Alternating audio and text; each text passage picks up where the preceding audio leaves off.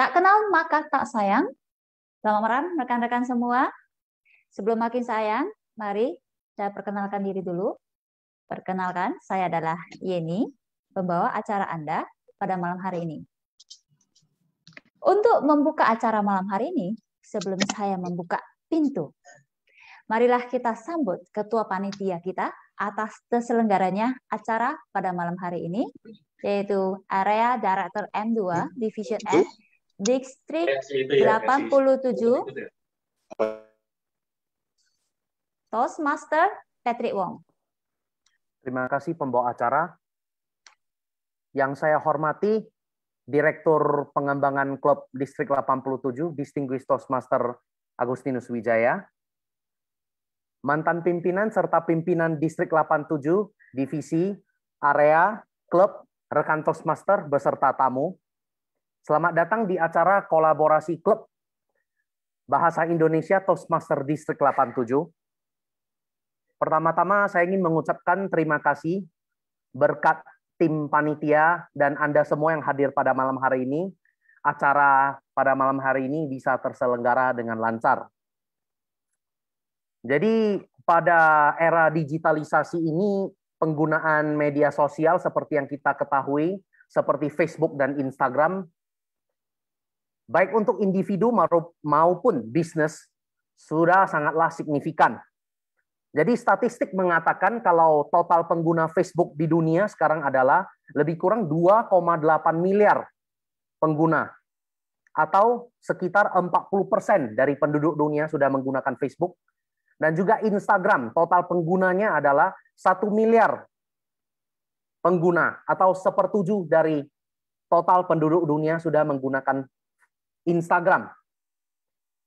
Apalagi di masa pandemi COVID-19 ini, eksistensi kita sebagai individu ataupun sebuah bisnis harus kita tegaskan lebih lagi melalui media sosial seperti Facebook dan Instagram. Supaya kita ini tetap bisa eksis, orang bisa terus mengenal kita, tahu dengan kita.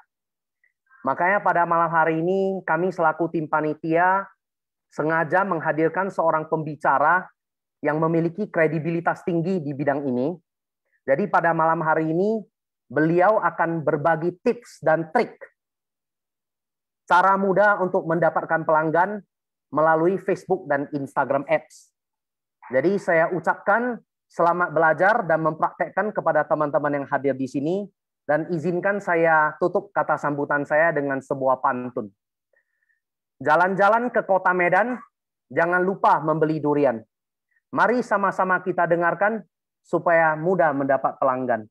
Saya kembalikan acara ini kepada pembawa acara Toastmaster Yeni Mok. Keren, Bah. Saya juga tidak mau kalah. Danau Toba amatlah lebar. Di sana artis suka berdandan. Horas, Bah, apa kabar? Selamat datang. Kami dari Kota Medan. Baik. Zoom host, mohon dibantu saya dengan slide, karena sebelum untuk kita main course, saya ingin memperkenalkan dulu apakah itu Toastmasters. Rekan-rekan, Toastmasters International adalah sebuah organisasi nirlaba yang bertujuan mengajarkan keterampilan berbicara di depan umum dan ilmu kepemimpinan melalui jaringan antar klub di seluruh dunia. Didirikan oleh Ralph C. Smedley sejak Maret 1924. Toastmasters International telah membantu banyak orang dari berbagai latar belakang menjadi pembicara, komunikator, dan pemimpin yang lebih percaya diri. Bermarkas di Englewood, Colorado, di Amerika Serikat. Organisasi kami memiliki jumlah keanggotaan melebihi 364.000 orang di lebih dari 16.200 klub di 145 negara. Saat ini, di Medan dan sekitarnya telah berdiri 19 buah klub, yaitu APR, Binjai Quantum, Binjai Diamond, Binjai Platinum, Cendana, Delhi, Friendship Mandarin, Medan Advance, MNPC, Medan First, MMAC, Mandiri, Pekanbaru, Polonia, Phoenix, Rio Fiber, Rio TMC, Toba Pop, dan Titanium. Rekan-rekan, tidak hanya di Medan, klub-klub Toastmasters juga terdapat di beberapa kota di daerah lainnya, seperti di Jakarta, Bandung, Surabaya, Bali, dan seperti rekan-rekan yang sudah hadir pada malam hari ini, yaitu ada yang Bu Rona dari Hands. Hai Bu. Beliau juga dari klub, 3 klub ya tadi ya, Bu Rona ya, bergabung ya. Ya, ada juga dari klub Jabat, Babat, Debat, Empire, Maranatha, Heroes, Eagle, dan masih banyak lagi. Saya dan tim panitia hari ini tergabung dalam kolaborasi klub berbahasa Distrik 87 Toastmasters.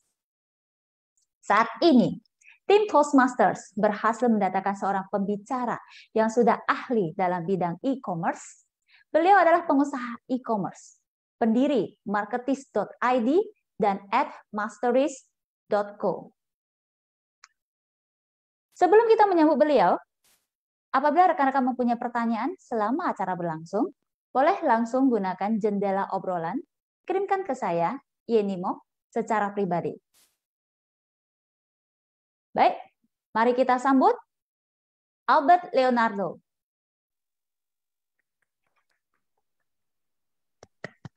Hai, selamat malam semuanya. Thank you for the invitation ya. Salam kenal. Ini ada beberapa teman saya yang saya kenal, Wijaya, Yeni, dan juga ada guru saya nih di sini ternyata, Ibu RV Lawyer. Ya, ini hai Lausur. Dulu guru Mandarin saya, aku belajar sangat banyak dari Ibu RV.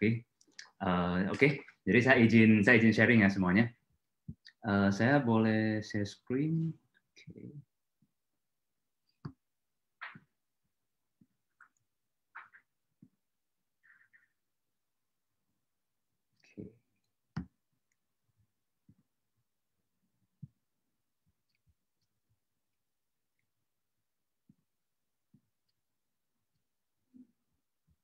Oke, jadi saya ada 2 layar ya. Satu layar saya sambil lihat wajah teman-teman di sini. Ini slide saya. Jadi hari ini saya mau sharing, saya di-invite oleh Wijaya untuk sharing mengenai apa yang saya lakukan selama ini, yaitu bagaimana menggunakan sosial media, dalam hal ini Facebook dan Instagram Ads, untuk mendapatkan konsumen.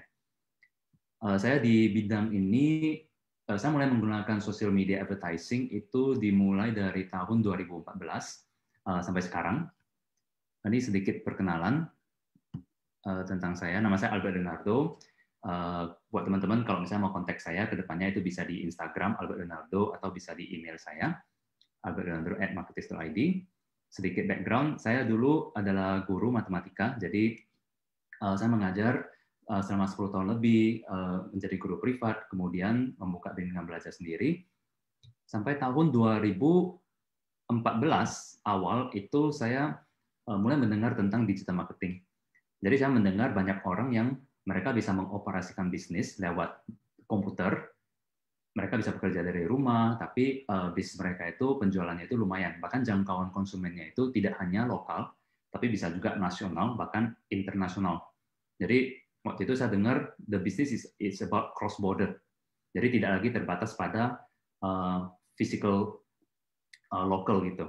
Nah, jadi saya sangat tertarik dan kemudian saya mulai mempelajari dan saya waktu itu mencoba berjualan kaos ke luar negeri dan ke Amerika. Jadi saya mencoba bekerja sama waktu itu dengan sebuah company yang ada di Amerika, di mana company ini mereka bisa membantu kita, para seller ya, para penjual, untuk mencetak kaosnya dan juga membantu deliver ke konsumen kita.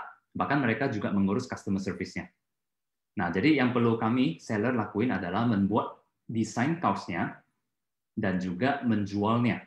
Nah, menjual lewat apa? Waktu itu saya menggunakan Facebook Ads. Jadi waktu itu saya kerjanya mencari ide desain, kemudian saya menggunakan Facebook Ads, membawakan traffic, membawakan customers ke halaman desain baju saya.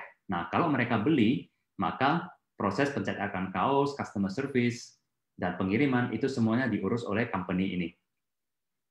Jadi setelah saya mencoba menjalani itu 1 tahun, saya menemukan sebuah campaign yang benar-benar membuka mata saya bahwa kalau di awal belajar itu kan masih mencoba ya, masih belum sadar ternyata online itu gede banget. Nah, sampai saya menemukan campaign ini, di mana waktu itu saya dalam 1,5 bulan itu berhasil menjual 20.000 kaos. 20.000 kaos dengan Facebook Ads ke negara Amerika. Yang waktu itu bahkan saya belum pernah kunjungi negara Amerika. Nah, dan mungkin 20.000 bagi company gede ini angkanya kecil ya, tapi kenapa itu membuka mata saya? Karena waktu itu tim saya cuma 2 orang, yaitu saya dan desainer saya. Bahkan desainer saya itu juga freelance. Nah, jadi boleh dibilang dengan hanya sumber daya manusia dengan 2 orang, tapi waktu itu saya leverage social media, itu ibarat saya meleverage banyak salesman. Kalau dulu sebelum ada sosmed kan kita kalau mau penjualan gede itu harus hire banyak salesman supaya mereka menuju ke daerah-daerah, ke kota-kota kecil untuk bantu kita jualan produk. Tapi sekarang iklan itu ibarat menggantikan salesman itu. Iklan kita bekerja dan menjangkau konsumen dengan secepat itu. Nah, itulah yang membuka mata saya. Sehingga waktu itu saya mulai memutuskan untuk fokus 100% ke digital marketing ini, ke online business ini. Ya, ini sweet memory ya, karena saya belum pernah ke Amerika, tapi waktu itu bisa mendapatkan. By the way, ini baju yang saya jual. Ini baju yang saya jual. Itu mentarget orang-orang yang mencintai matematika. Nah, jadi ini mungkin teman-teman tahu ini simbol pi ya di matematika, kita belajar luas lingkaran VR kuadrat. Nah, V-nya itu di Amerika bacanya pi. Jadi di Amerika itu ternyata tiap tahun itu dirayain Pi Day.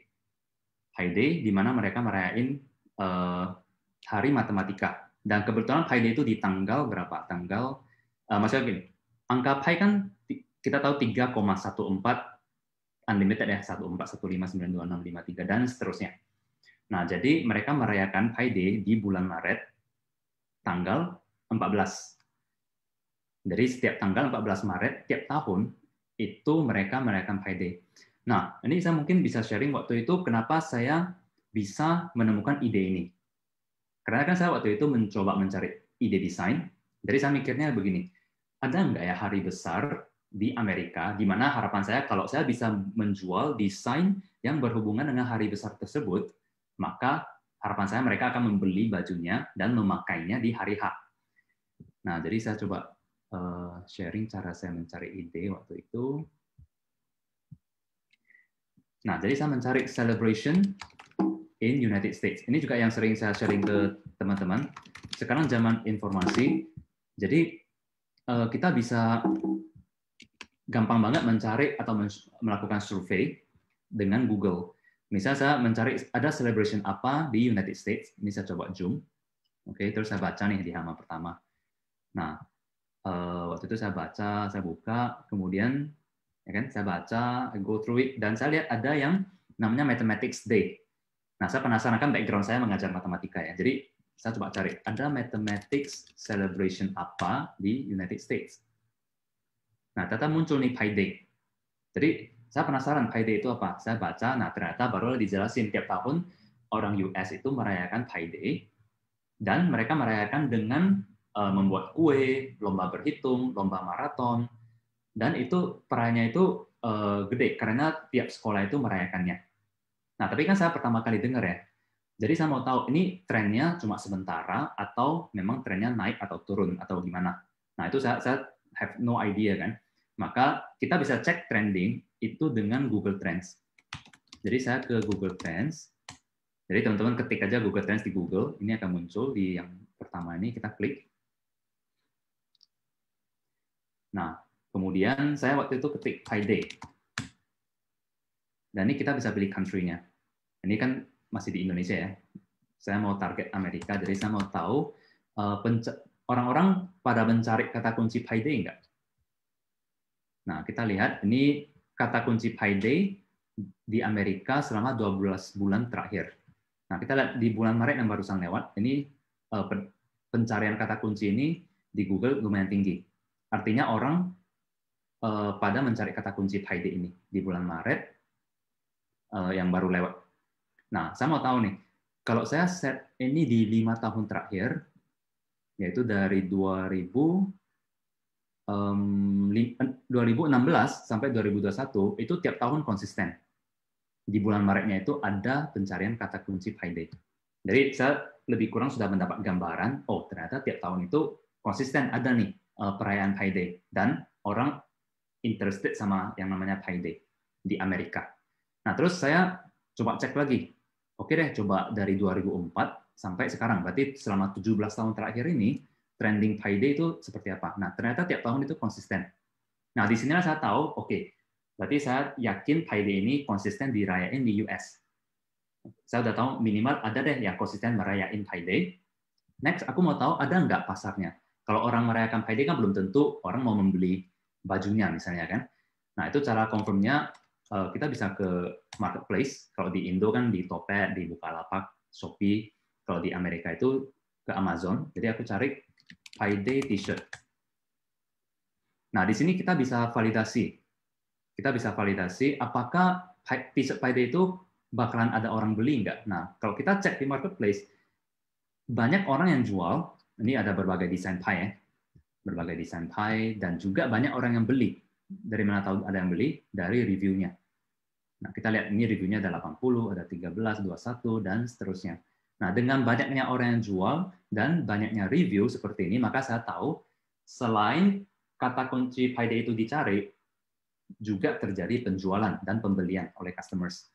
Nah, berdasarkan data inilah, maka saya decide, oke, saya mau coba buat desainnya dan jual. Jadi waktu itu di bulan Januari ya, di bulan Januari tahun 2015. Nah, kebetulan waktu itu adalah Payday of the Century. Jadi ini by the way saya lagi jelasin contoh bagaimana saya mencari ide, which hopefully nanti teman-teman juga bisa menggunakan metode yang sama to research whatever products yang teman-teman jual. Konsepnya sama. Nah, waktu itu bulan 2015 waktu saya jual ini. Nah, kebetulan di tahun itu adalah Payday of the Century. Kenapa? Karena coba kita lihat, angka Payday kan 3,1415 dan seterusnya. Nah, di tahun 2015, kebetulan ya, angkanya pas banget ya, Maret tanggal 14 tahun 2015. Jadi ini hanya bisa terjadi dalam 1 abad sekali. Nah, saya melihat ada peluang seperti ini, bahwa saya bisa membuat desain namanya Payday of the Century. Jadi saya mau bangun hype-nya nih. Ini loh baju yang hanya bisa kalian pakai 1 abad sekali gitu. Nah, jadi saya bangun hype-nya dengan iklan. Kemudian saya minta desainer buatin, dan alhasil menggunakan Facebook Ads kita bisa target orang yang pecinta matematika dan bisa terjadi penjualan seperti ini. Nah, nanti saya akan jelaskan emang di Facebook targetingnya seperti apa sih, kenapa kita bisa target orang matematik misalnya. Oke, saya lanjutin. Ini sedikit introduction. Saya beberapa kali diminta sharing. Ini waktu itu di World Conference di Thailand. Marketplace itu company saya, di mana kami bergerak di bidang digital marketing training. Ini waktu masih offline ya, masih sering ngadain workshop offline. Nah, sejak PSBB itu kami mostly online. Ini di Topet, kemudian kami juga beberapa kali mengadakan corporate training, dan ini juga di-invite untuk sharing di kantor Facebook.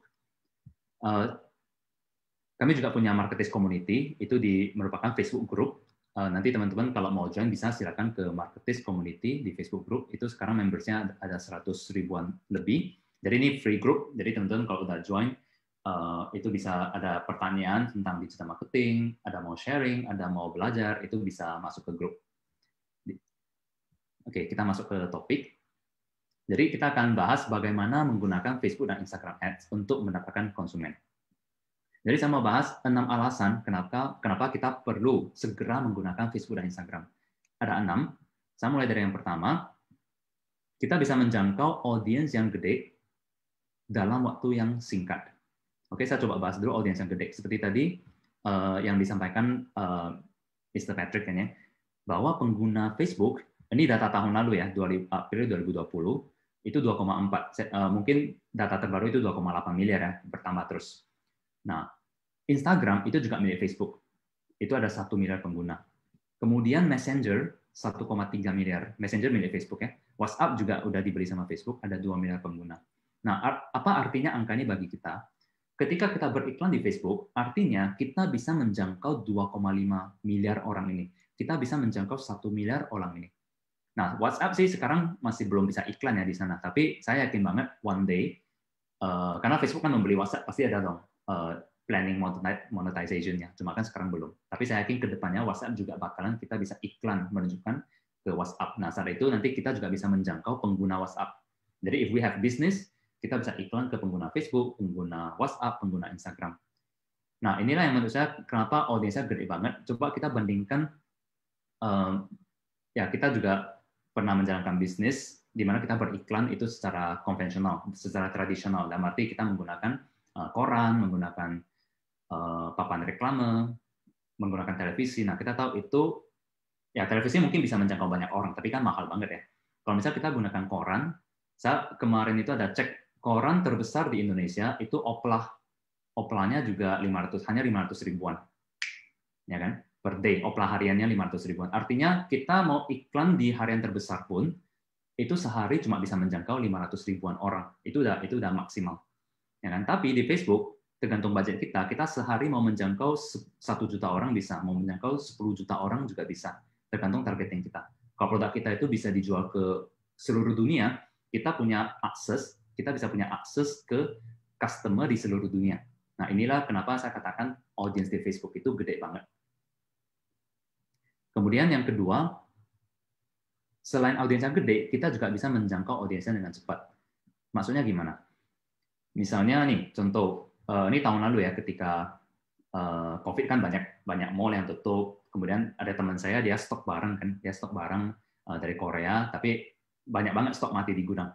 Jadi dia cari saya, yuk bisa nggak kita kerjasama? Dia minta saya coba jualin dong ini kunci pas buatan Korea. Dan saya bilang oke, kita tes jual pakai Facebook dan Instagram. Dan waktu itu saya membuat akun Instagram baru, membuat Facebook page baru. Nah, kita lihat, kemudian saya post 9 foto ya, supaya Instagram saya nggak kosong banget, karena kan masih baru ya, saya posting 9 foto, udah. Kemudian saya mulai, ya tambah followers, tambah my friends, my family, supaya adalah followersnya dikit-dikit, kan gitu. Nah, parahnya cuma 28 followers. Facebook page-nya juga baru buat, cuma 15 likes, kan gitu. Nah, pertanyaannya adalah, ketika kita melihat Instagram dengan followers sedikit ini, mungkin kebanyakan orang gini, mereka mau mencoba berjualan lewat sosial media, tapi mereka merasa, entar deh tunggu followers aku banyak dulu, misalnya menunggu sampai 1.000 orang dulu, atau 10.000 orang dulu, baru mulai jualan. Nah, seperti itu bukan tidak bisa, tapi lama. Karena apa? Kita harus menunggu followers kita bertambah dulu. Nah, sedangkan di sini followers saya baru 28 orang. Berarti setiap saya posting, kalau saya hanya mengharapkan 28 orang ini untuk beli, itu kan kecil banget ya marketnya ya. Nah, maka, tapi gini, dengan adanya iklan Facebook, kita tidak lagi bergantung sama followers kita. Misalnya teman-teman hari ini mau mulai berjualan, terus bangun akun Instagramnya. Hari ini, walaupun Instagramnya mulai dari 0 followers, Anda juga sudah bisa mulai mendapatkan konsumen. Caranya gimana? Dengan menjalankan iklan. Karena ingat, kita jalankan iklan, itu artinya kita tidak perlu lagi bergantung sama followers kita. Nah, ini contohnya, ini followersnya baru 28, tapi di balik itu sebenarnya sudah terjadi penjualan sebanyak 500-an order. Yang sudah bayar waktu itu sudah 400-an orang, dan sudah ada omset 100 jutaan dengan followers sesedikit ini. Jadi kalau misalnya kita lihat ada account orang yang followersnya masih dikit, belum tentu di balik itu tidak ada sales. Karena bisa jadi followers mereka dikit, tapi mereka jalankan iklan untuk menjangkau konsumen. Nah, itulah kenapa saya bilang kita bisa menjangkau konsumen dengan cepat. Bahkan kalau hari ini, sekali lagi, teman-teman baru mulai membuat akun Instagramnya, followersnya baru 0, hari ini juga teman-teman sudah bisa mulai menjalankan iklan. Oke, itulah kelebihan Facebook yang pertama. Kelebihan Facebook dan Instagram yang kedua adalah targetingnya detail banget. Nah, detail itu maksudnya apa? Oke, sorry, aku cas laptopnya. Oke. Nah, detail itu maksudnya apa? Misalnya nih, waktu itu saya belajar Facebook Ads. Jadi waktu itu mentor saya dia bilang, Albert, kalau kita iklan itu kita selain bisa iklan di negara manapun yang kamu mau, kamu juga bisa targeting orang-orang yang sangat spesifik. Terus saya nanya, spesifik maksudnya gimana? Nah, spesifik itu maksudnya misalnya misal Anda guru trainer yoga misalnya kan, membuat online course yoga atau jualan baju-baju yoga. Berarti kan kita hanya mau berjualan ke orang-orang yang minatnya itu yoga, their interest is yoga kan gitu. Nah, kalau misalnya kita gunakan metode iklan di koran, kan agak susah ya. Kita misalnya gini deh, bayangin kita mau jualan baju yoga. Berarti the best advertising, katakanlah sebelum ada online ya, adalah kita berkunjung ke klub-klub yoga kan gitu kan. Harapan kita pasang produk kita di sana, hopefully orang-orang yoga selesai latihan mau melihat produk kita dan membeli. Nah, tapi kalau misalnya kita gunakan koran itu kan dibaca oleh segala kalangan. Nah, sehingga kalau misalnya kita iklan di koran, itu ya kurang tertarget. Sedangkan pasar kita itu tertarget banget, yaitu pecinta yoga. Gitu. Nah, online advertising atau social media advertising bisa solve problem ini. Di mana ketika kita mau targeting orang-orang yang sangat spesifik, di Facebook dan di Instagram itu bisa. Contoh nih, t-shirt yang pertama saya jual itu adalah saya mau mencoba mentarget orang yang belajar bela diri Wing Chun. Jadi waktu itu saya iseng-iseng ada belajar juga ya. Jadi saya penasaran nih, bisa nggak saya membuat kaos, saya mencetak kaos, terus saya mau target orang-orang yang pecinta atau praktisi Wing Chun yang tinggal di negara Amerika. Nah, jadi saya mencoba membuat desain simple. Ini simple banget ya, Yong Chun gitu. Kemudian belakangnya ada quotes ya. Nah, kemudian saya gunakan Facebook Ads. Nah, itu beneran dalam 1 minggu itu bisa kejual 11 potong. Nah, targetingnya seperti apa? Ini contoh targeting ketika kita nanti berikan di Facebook, itu ada bagian di mana kita bisa input detail targeting namanya. Nah, jadi saya masukin nih, orang yang interest-nya itu Wing Chun dan juga Ip Man. Ip Man itu karakter di Wing Chun kan ya. Nah, ini artinya saya beritahu Facebook, saya mau jualan baju Wing Chun ini, dan tolong tunjukkan iklan saya hanya ke orang yang minatnya itu Ip Man dan Wing Chun di Amerika. Nanti kita bisa pilih country-nya. Nah, ada berapa orang? Ada 1,3 juta orang di Amerika yang minatnya itu Ip Man dan Wing Chun. Jadi iklan saya itu hanya akan ditujukan ke orang 1,3 juta orang ini, di mana orangnya adalah orang yang sangat-sangat spesifik. Nah, itulah kenapa bisnis itu bisa mendapatkan return yang bagus dari iklan di Facebook karena ini. Karena kita bisa mentarget orang-orang yang sangat spesifik. Nah, contoh lain misalnya baju yang tadi kan. Nah, ini saya jual ke siapa? Saya jual ke orang yang ini detail targetingnya. Saya mentarget orang yang belajar di bidang studi matematika. Saya mentarget orang yang bekerja sebagai guru matematika.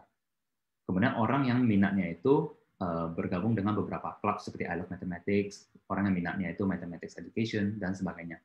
Nah, selain Mathematics, waktu itu saya juga target orang yang, karena desain ini kan bisa relate juga ke orang science ya. Jadi saya target orang yang field of study-nya science juga, orang yang interest-nya science.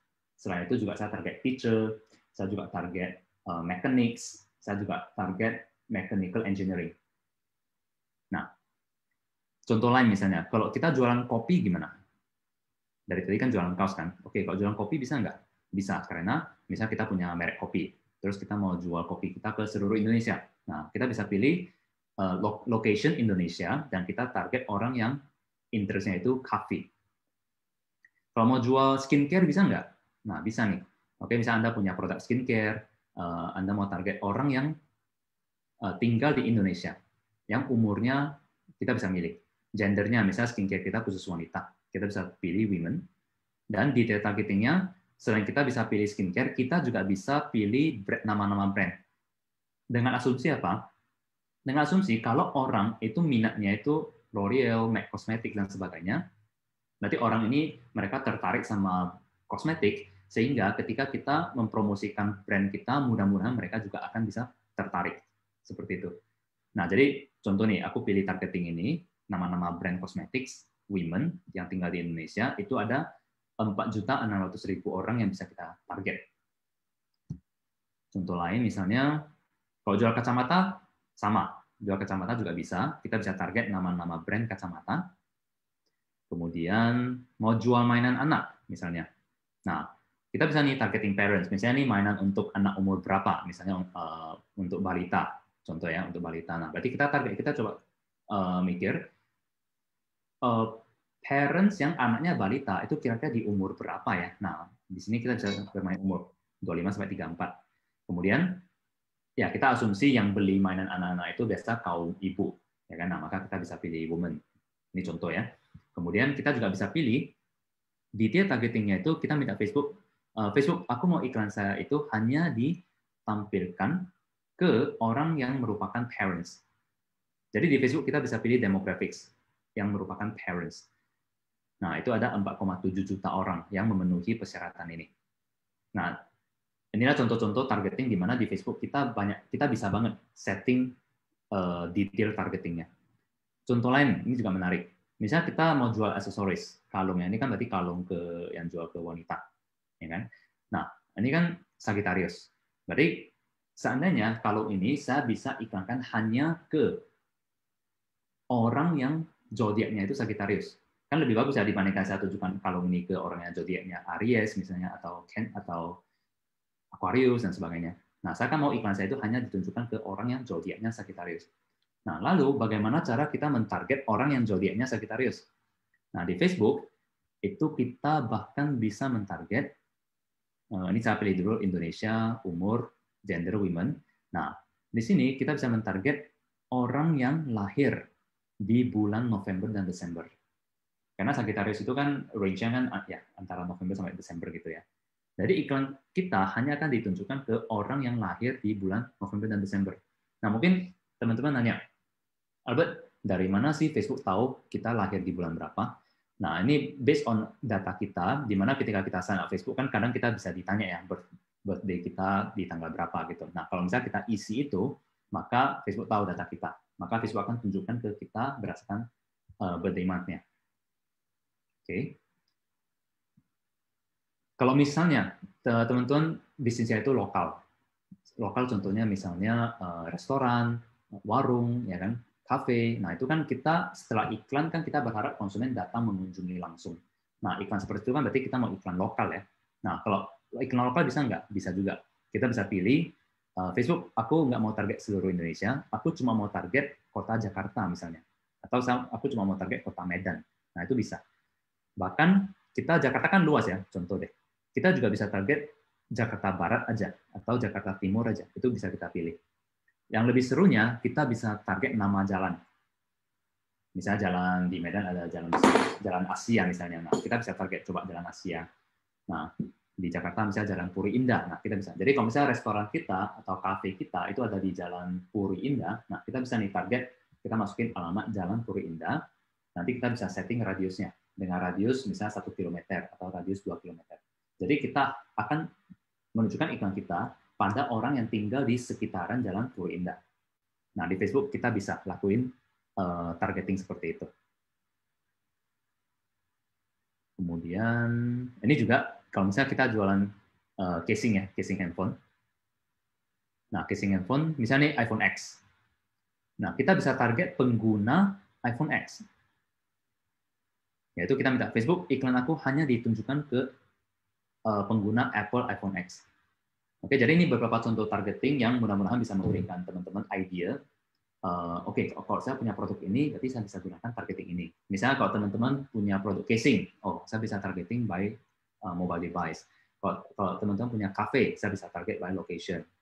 Kalau misalnya saya mau jualan fokusnya ke wanita, saya bisa target women, seperti itu. Oke, itulah kelebihan Facebook dan Instagram yang kedua, yaitu detail targeting.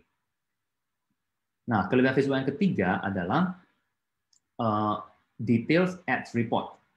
Jadi kalau misalnya kita iklan di koran, contoh ya, karena aku dulu pernah iklan di koran kan, itu kita nggak dapat data. Kita nggak dapat data kok iklan kita itu sudah dilihat oleh berapa orang, sudah ditampilin berapa kali, kemudian yang lihat iklan kita itu dari kota mana, dari negara mana, itu kita nggak bisa tahu. Nah, tapi di Facebook itu kita bisa tahu detailnya. Ini saya coba ambil screenshot. Oke, ini cuma beberapa matriks ya. Sebenarnya matriksnya itu ada ratusan matriks. Kita bahkan bisa lihat, misalnya kita iklannya video ya, berupa video. Kita bahkan bisa tahu orang yang nonton video kita, ada berapa orang yang nonton video kita sampai 25%. Ada berapa orang yang nonton video kita sampai 50%. Ada berapa orang yang nonton video kita sampai selesai. Nah, kita ada datanya dengan report seperti ini. Oke, tapi ini aku ambil beberapa contoh aja. Nah, misalnya ini adalah iklan yang aku jalankan untuk menjual produk yang tadi ini, yang ini, yaitu kunci pas made in Korea ini. Nah, jadi produknya cuma satu ini, tapi kalau teman-teman lihat, saya jalankan sebanyak 7 iklan yang berbeda. Jadi ini ada 7 baris ya. Oke, saya coba zoom seperti ini biar teman-teman bisa lebih gampang lihatnya. Nah, jadi ada 7 assets di sini, artinya ada 7 iklan yang berbeda. Loh, Albert, produk kamu cuma satu. Kenapa kamu jalanin 7 iklan? Nah, itulah serunya online advertising. Kita bisa menjalankan testing iklan. Contoh misalnya, saya untuk iklan pertama, saya mau targeting khusus orang-orang yang pengguna Facebook. Nah, terus iklan yang kedua, saya mau targeting khusus pengguna Instagram. Nah, saya mau bandingin nanti konversinya lebih banyak terjadi di Facebook atau lebih banyak terjadi di Instagram. Nah, yang lain ini saya tes targeting yang lain misalnya kan. Nah, jadi intinya ada 7 targeting yang berbeda. Atau bisa jadi kita mau testing konten iklan yang berbeda, misalnya video pertama saya mau tunjukin kegunaan alatnya misalnya, cara menggunakan alatnya. Nah, video yang kedua saya fokus ke testimoni. Jadi ada beberapa orang yang testimoni produk ini membantu banget dan sebagainya. Nah, kita bisa testing konten iklan mana yang lebih converting gitu. Nah, jadi ini saya mau tunjukkan ke teman-teman contoh cara saya baca laporan iklannya. Jadi saya sudah jalankan 7 iklan yang berbeda ke satu produk aja. Tujuan saya apa? Tujuan saya mau lihat nih performansinya dari 7 ini mana yang paling bagus, mana yang paling jelek. Supaya apa? Yang bagus nanti saya akan aktifin terus, jalanin terus. Yang jelek akan saya matiin. Contoh nih misalnya, iklan pertama mendatangkan 14 sales. Jadi bisa tercatat di sini. Kemudian iklan pertama ini sudah menjangkau 10.000 orang dan juga iklan kita sudah muncul 17.000 kali. Jadi impression itu maksudnya iklan kita nanti kan akan muncul di gadget ya. Di gadget ketika orang gunakan aplikasi itu muncul iklannya. Nah, kemudian iklan kita sudah spend berapa? Jadi untuk iklan pertama sudah spending 890.000. Nah, lalu cost per result ini apa? Maksudnya, saya sudah spending 890.000 dan mendapatkan 14 sales.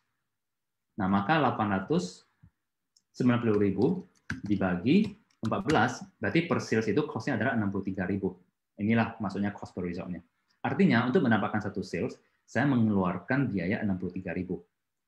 Nah, lalu profitable enggak sebenarnya? Berarti kan ada cost dong untuk iklan ya. Ya, benar. Tapi produk ini waktu itu profit margin kita sebelum iklan adalah 175.000 profit marginnya. Artinya kalau terjadi satu penjualan tanpa iklan, kita akan dapat margin 175.000.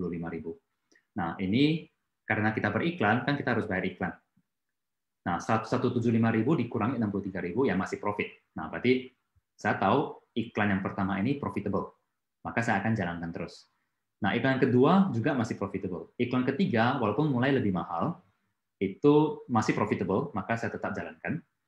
Jadi dari sini juga saya tahu, ini kan yang kedua itu Facebook ya, yang ketiga itu pengguna Instagram. Nah, saya tahu, oh berarti iklan di Facebook bisa lebih murah dikit dibandingkan Instagram, ya, tapi both masih profitable for me, dan aku akan tetap jalankan kedua-duanya. Nah, ini iklan yang lain, 68.000. Ini ada satu yang murah banget, 35.000 per sales. Ini 63.000. Nah, ini ada yang mahal nih. Walaupun masih profitable, kan tadi marginnya 175.000 ya. Ini 126, masih profit 50.000, tapi karena saya masih banyak iklan lain yang profit, yang jauh lebih bagus, maka iklan yang ini saya matiin aja. Saya matiin. Nah, itulah dengan laporan iklan seperti ini, maka kita bisa review our ads dan juga kita analyze and then kita optimize. Optimize maksudnya apa? Seperti ini. Saya matikan iklan yang mahal, biarkan iklan yang murah itu jalan. Jadi budget advertising kita itu benar bisa terukur. Oke. Nah,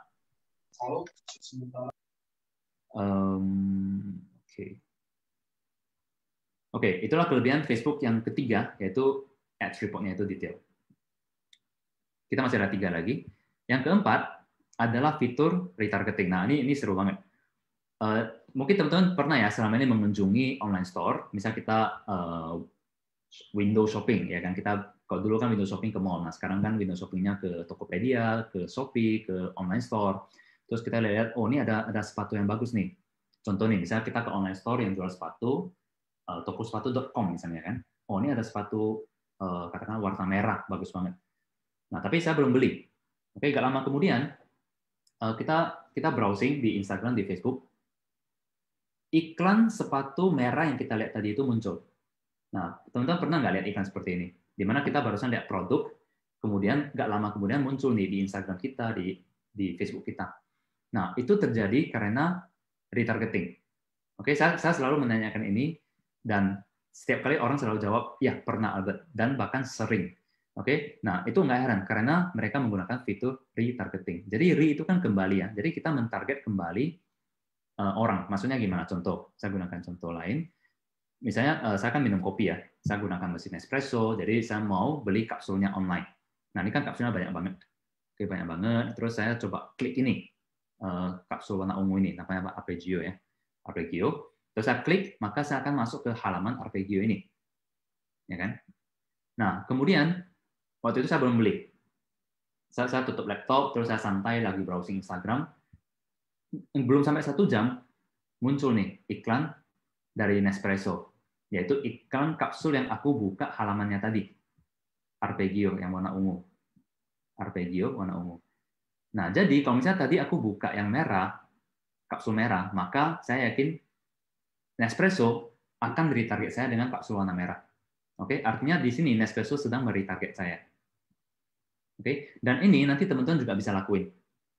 Dengan Facebook Ads, dengan Instagram Ads, kita bisa melakukan retargeting seperti ini. Jadi contohnya kalau teman-teman buka online store, terus ada 100 pengunjung yang datang. Nah, kita tahu 97% orang yang berkunjung itu tidak langsung beli. Nah, jadi apa yang kita lakukan dengan 97% ini? Nah, kita jangan sia-siakan, karena kan kita udah membayar iklan untuk mendatangkan traffic. Nah, kita bisa retarget 97 orang nih. Supaya apa? Supaya kita remind mereka, tadi kan kamu berkunjung ke website saya, tapi belum beli. Nah, mau nggak ini langsung sekarang beli gitu. Bila perlu, kita kasih mereka extra diskon 5%. Oke, contoh nih, ini contoh iklannya, kontennya bisa gini. Kami tahu Anda tadi mengunjungi online store kami, tapi masih belum beli. Nah, gimana kalau Anda beli sekarang, kami berikan extra diskon 5%, but only for today, misalnya. Nah, itu kan bisa bantu boost sales kan ya. Nah, itulah kelebihan iklan retargeting. Nah, kenapa retargeting itu penting? Ini saya buktikan ya. Kita kembali ke laporan iklan yang tadi. Oke, teman-teman masih ingat ada satu iklan yang murah banget, 35.000. Oke, nah mungkin teman-teman sudah bisa tebak nih, ini iklan apa? Ini adalah iklan retargeting. Oke, jadi iklan ini adalah iklan yang saya jalankan untuk mentarget orang yang sudah berkunjung ke website saya. Jadi iklan saya itu, saya kan jual kunci pas yang tadi yang made in Korea itu. Ketika mereka klik iklan, mereka akan menuju ke website saya dulu, mereka baca dulu. Nah, kalau mereka udah baca dan tertarik, mereka akan klik tombol beli. Kemudian akan diarahkan ke order form dan bayar. Nah, jadi iklan retargeting ini adalah iklan yang saya jalankan untuk mentarget orang yang sudah mengunjungi landing page atau product page tadi, tapi mereka belum bayar. Nah, harapan saya adalah saya retarget mereka terus-menerus, sehingga mereka akan diingatkan terus dan akhirnya membeli. Dan terbukti, iklan retargeting ini mendatangkan 28 sales. Artinya, kalau saya tidak menjalankan iklan retargeting ini, maka saya akan kehilangan 28 sales. Kalau kita tidak merind visitors kita, maka kita akan kehilangan sales ini dengan biaya yang sangat murah. Oke, itulah pentingnya retargeting. Dan juga sekali lagi, nanti kalau Anda sudah mulai menekuni Facebook Ads, Instagram Ads, nanti teman-teman bisa menjalankan iklan retargeting seperti ini. Oke. Nanti di slides yang berikutnya nanti saya akan jelaskan lebih detail lagi kenapa retargeting seperti ini penting dan sangat bermanfaat. Oke, saya lanjut dulu ke kelebihan Facebook yang kelima, berarti sisa 2 lagi ya. Yaitu kelebihan Facebook kelima adalah kita bisa testing dulu baru scaling. Maksudnya apa sih? Nah, ketika kita ngomongin iklan, itu biasanya, apalagi kalau misalnya orang belum pernah berbisnis, mungkin mikir, wah kalau iklan berarti harus ada keluar modal dong, gitu. Iklan berarti mahal dong, gitu. Ya, iklan mahal, benar. Kalau itu dulu ketika kita mau iklan di televisi udah pasti mahal. Kita mau iklan di koran yang terkemuka dan mau di halaman utama atau halaman terakhir itu bisa jutaan, bahkan ratus jutaan. Nah, tapi online advertising, iklan Facebook, itu kita bisa mulai dengan iklan daily budget itu Rp25.000 per hari. Jadi buat teman-teman di sini yang mungkin mau, oke, udah dengar presentasi ini dan juga ingin nih coba beriklan di Facebook. Nah, teman-teman nanti bisa mulai testing beriklan dengan budget Rp25.000 per hari. Nah, setelah testing, misal hari pertama, ada 1-2 orang yang mulai WhatsApp, nanya-nanya nih mau beli. Nah, hari kedua, ada yang beli nih. Nah, kalau misalnya iklan kita hasilnya bagus, nah kita bisa pelan-pelan naikin dari Rp25.000 per hari, naikin jadi Rp50.000 per hari misalnya. Nah, kalau hasilnya bagus lagi, kita naikin terus menjadi Rp100.000, menjadi Rp500.000 per hari, dan seterusnya dan seterusnya. Nah, dengan menaikkan budget itulah namanya scaling. Jadi kita selalu bisa testing dulu dengan budget kecil. Kalau hasilnya bagus, baru kemudian kita scaling iklan kita. Contoh misalnya, oke, ini angkanya banyak banget. Coba aku gunakan contoh yang lebih bersahabat. Oke, nanti aku baru ke sini lagi ya. Aku coba copy and paste di sini. Oke, contoh nih. Oke, ini adalah contoh di mana aku jual produk ini. Oke, ini yang kunci pasang tadi ya. Jadi saya jual produk ini. Saya waktu itu menggunakan dari modal testing saya. Jadi saya mikir gini, oke, saya mau jual produk kunci pas dengan menggunakan iklan Facebook. Terus saya akan mencadangkan 500.000 sampai 1 juta deh budget saya untuk beriklan. Oke. Nah, tapi apakah hari pertama langsung kita spending ini 500.000 sampai 1 juta? Enggak. Jadi kita bisa testing mulai dulu dengan 25.000 per hari. Nah, terus saya testing selama 4 sampai 7 hari. Saya jelasin ya, day by day. Jadi misalnya nih, bayangkan kita mau mulai beriklan nih. Oke, day one. Day one saya mau budgetnya berapa? Nah, saya start dengan 25.000 per hari. Saya iklan, saya targeting orang-orang yang tertarik sama ini kunci pas ini. Jadi di Facebook kita bisa targeting home tools. Oke, saya coba lihat. Oke, gak apa-apa deh. Pokoknya intinya di Facebook kita bisa targeting kata kunci home tools, kemudian construction, kemudian toolbox dan sebagainya. Jadi pokoknya kata kunci yang berhubungan dengan kunci pas seperti ini. Kemudian saya juga target pria karena kemungkinan besar pria yang akan beli produk ini.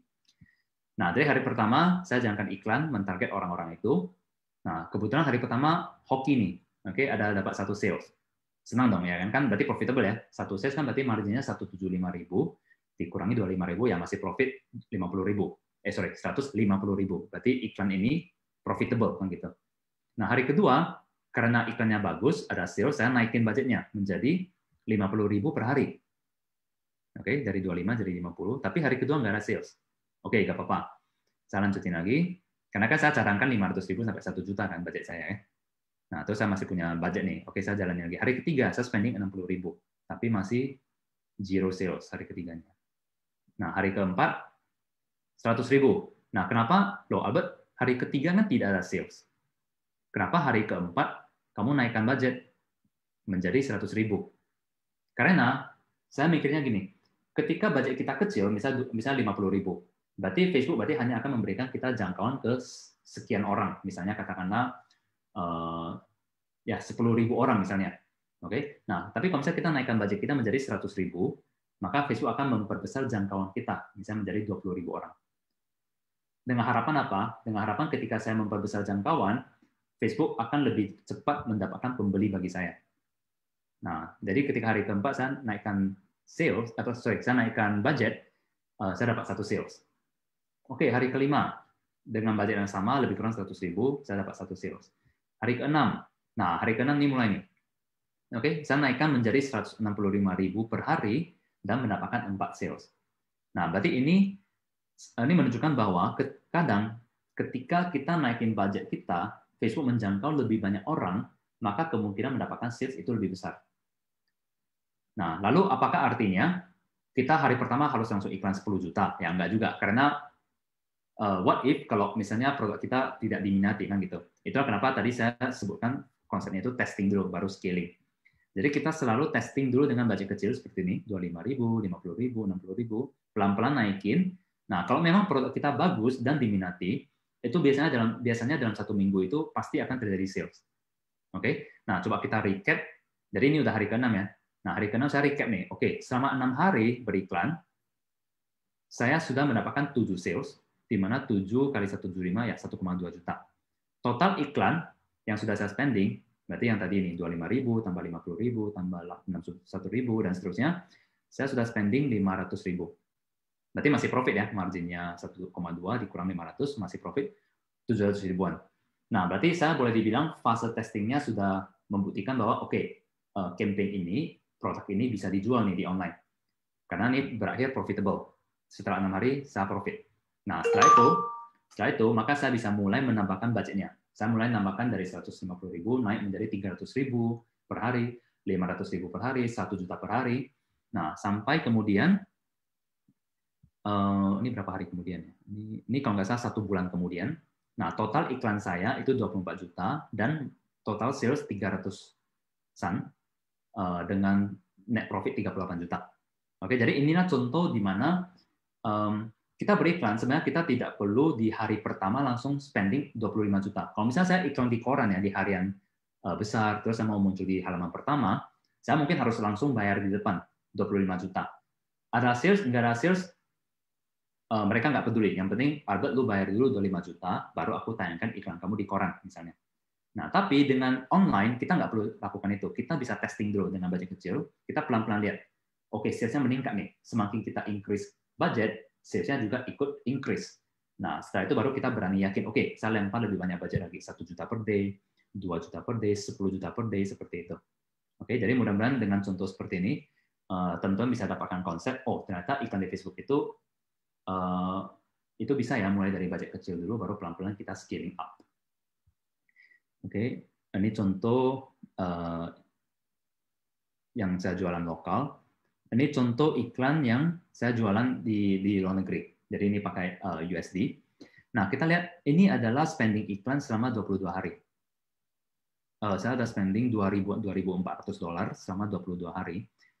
Nah, lalu hari pertama saya spend berapa? Nah, sama dengan prinsip yang sama. Coba kita kupas ya. Hari pertama, ini day one saya cuma spend $8,7. Oke, ini saya screenshot ads reportnya, tapi ini banyak banget. Kita nggak usah lihat semua. Saya cuma mau tunjukin ini. Oke, saya spend $8.79. Saya dapatkan 1 sales. Di mana 1 sales itu nilainya adalah $29. Yang artinya return on ad spend, kalau kita di bisnis kan ada istilah return on investment ya. Nah, kalau di iklan itu return on ad spend. Artinya dengan budget $8, saya dapat sales $29. Berarti return-nya itu 3 kali. Oke, berarti iklan ini bagus kan gitu ya, menguntungkan. Nah, hari kedua saya belum langsung naikin budget, saya pelan-pelan dulu. Jadi $9. Hari kedua tidak ada sales. Oke. Hari ketiga saya turunin budget. Tidak ada sales juga. Oke, kita coba lihat hari keempat. Hari keempat, saya coba tes naikin budget deh dari $16. Oke, ada 1 sales. Hari kelima tidak ada sales. Nah, biasanya kalau seperti ini gimana? Misalnya bayangkan teman-teman jalankan iklan ya. Kalau tadi kan bagus ya. Tadi contohnya setelah 6 hari sales kita bagus dan profitable. Oke, ini adalah contoh iklan yang kita dalam 1 minggu itu dapat profit. Tapi contoh yang kedua ini adalah contoh di mana ketika nanti teman-teman iklan, setelah 1 minggu iklan, itu sales-nya jelek. Berarti kita rugi nih di iklan. Nah, jadi kita perlu mikir, apa yang perlu kita lakukan? Nah, ya biasanya sih kita cek ya. Kita cek apakah memang produk kita itu tidak diminati, atau mungkin iklan kita kurang menarik, atau mungkin website kita itu kurang menarik. Misalnya mungkin kita perlu tambahkan testimoni, kita perlu tambahkan foto produk yang lebih menarik, kita perlu jelaskan benefit produk itu dengan lebih bagus, misalnya copywriting-nya itu harus diperbaiki dan sebagainya. Oke. Nah, ini saya juga mau jelaskan beberapa konsep yang hopefully bisa memberikan teman-teman gambaran cara berpikir di iklan itu seperti apa. Oke, tentu saja hari ini saya nggak bisa bahas teknikalnya. Maksudnya saya nggak bisa bahas, cara jalankan iklan, step 1 kamu klik ini dan sebagainya. Itu 1 jam nggak cukup. Tapi minimal goal dari webinar hari ini adalah teman-teman bisa dapat gambaran konsepnya, strateginya. Nah, nanti baru teman-teman belajar nih cara technical step by step-nya itu seperti apa. Nah, jadi kita kembali ke sini. Jadi setelah hari kelima itu sales-nya masih nggak jelas nih. Kadang ada sales, kadang nggak ada sales. Nah, coba kita lihat ya. Iklan hari pertama sampai hari ke-12 itu hasilnya seperti apa sih? Coba kita lihat di sini. Jadi setelah 12 hari menjalankan iklan, saya sudah spending $900. Sales yang terjadi $1, $1.000 dengan ROAS, return on ad spend, itu 1 kali. Nah, sebenarnya return on ad spend 1 kali itu berarti rugi. Kenapa? Iklannya aja udah hampir 1.000, penjualan 1.000. Itu kan belum lagi dikurangi biaya produk, biaya staff dan sebagainya. Berarti ini udah pasti rugi kan. Jadi untuk produk ini return on ad spend-nya itu harus 1,6 minimal. Barulah balik modal. Jadi kalau di bawah 1,6 berarti iklannya merugi. Kalau di atas 1,6 itu bisa profit. Nah, mungkin Anda bertanya, Albert, kamu kan udah jalankan iklan 12 hari. Kenapa lu tahu udah rugi, lu jalanin terus? Ya kan, this is the question. Kenapa lu udah tahu rugi 1,1 kan rugi dong. Kenapa lu jalanin terus? Nah, ini ada tujuannya. Nah, ini yang saya mau sampaikan ke teman-teman. Coba kita lihat, walaupun ini secara overall rugi, tapi kalau kita kupas detailnya, coba kita lihat, ini kan saya jalanin berapa iklan? Total saya jalanin 29 iklan yang berbeda untuk satu produk. Itulah indahnya testing. Kita lihat ya. Untuk satu produk ini saya testing 29 iklan yang berbeda. Oke, iklan yang berbeda itu maksudnya ya mungkin ada iklan yang targeting cowok, ada iklan yang targeting cewek, ada iklan yang targeting interest A, ada iklan yang targeting interest B, dan seterusnya. Nah, dari 29 asset ini, 29 iklan ini, kita lihat masing-masing performansinya. Nah, ada nih iklan yang sebenarnya profitable. Ya, ini profit dikit lah ya, 1,68 return-nya. Nah, ini bagus nih. Ini iklan yang profitable, 2,67. Oke, ini ya termasuk profit, ini rugi. Oke, ini rugi, ini profit, rugi, ini sama sekali tidak ada penjualan. Nah, itulah maka average-nya itu dapatlah 1,1. Artinya apa? Walaupun secara average rugi, tapi sebenarnya kalau kita lihat kupas satu persatu itu ada yang untung. Nah, berarti sekarang teman-teman udah tahu nih, oke, what if kalau gitu saya matikan aja iklan yang jelek, ya kan?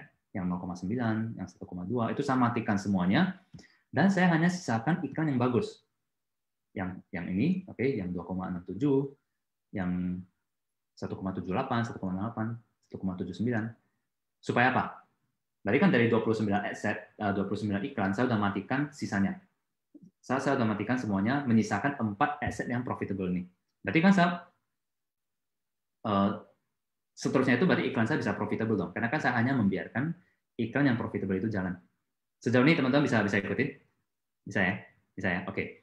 Nah, mungkin lebih jelas kalau saya tunjukkan screenshot-nya. Bentar ya, ini berarti hasil day 1 sampai day 12. Coba kita lihat hasil day 1 sampai day 22. Berarti 22 hari per iklan. Teman-teman lihat. Berarti saya balik dulu ke slide sebelumnya ya. Nah, ini kan 12 hari pertama. Setelah saya lihat kondisi seperti ini, maka saya lakukan yang tadi saya bilang. Yaitu saya matikan iklan yang jelek, saya sisakan iklan yang bagus. Oke. Nah, kita lihat. Setelah saya lanjut jalankan iklan sampai hari ke-22. Kita lihat hasilnya.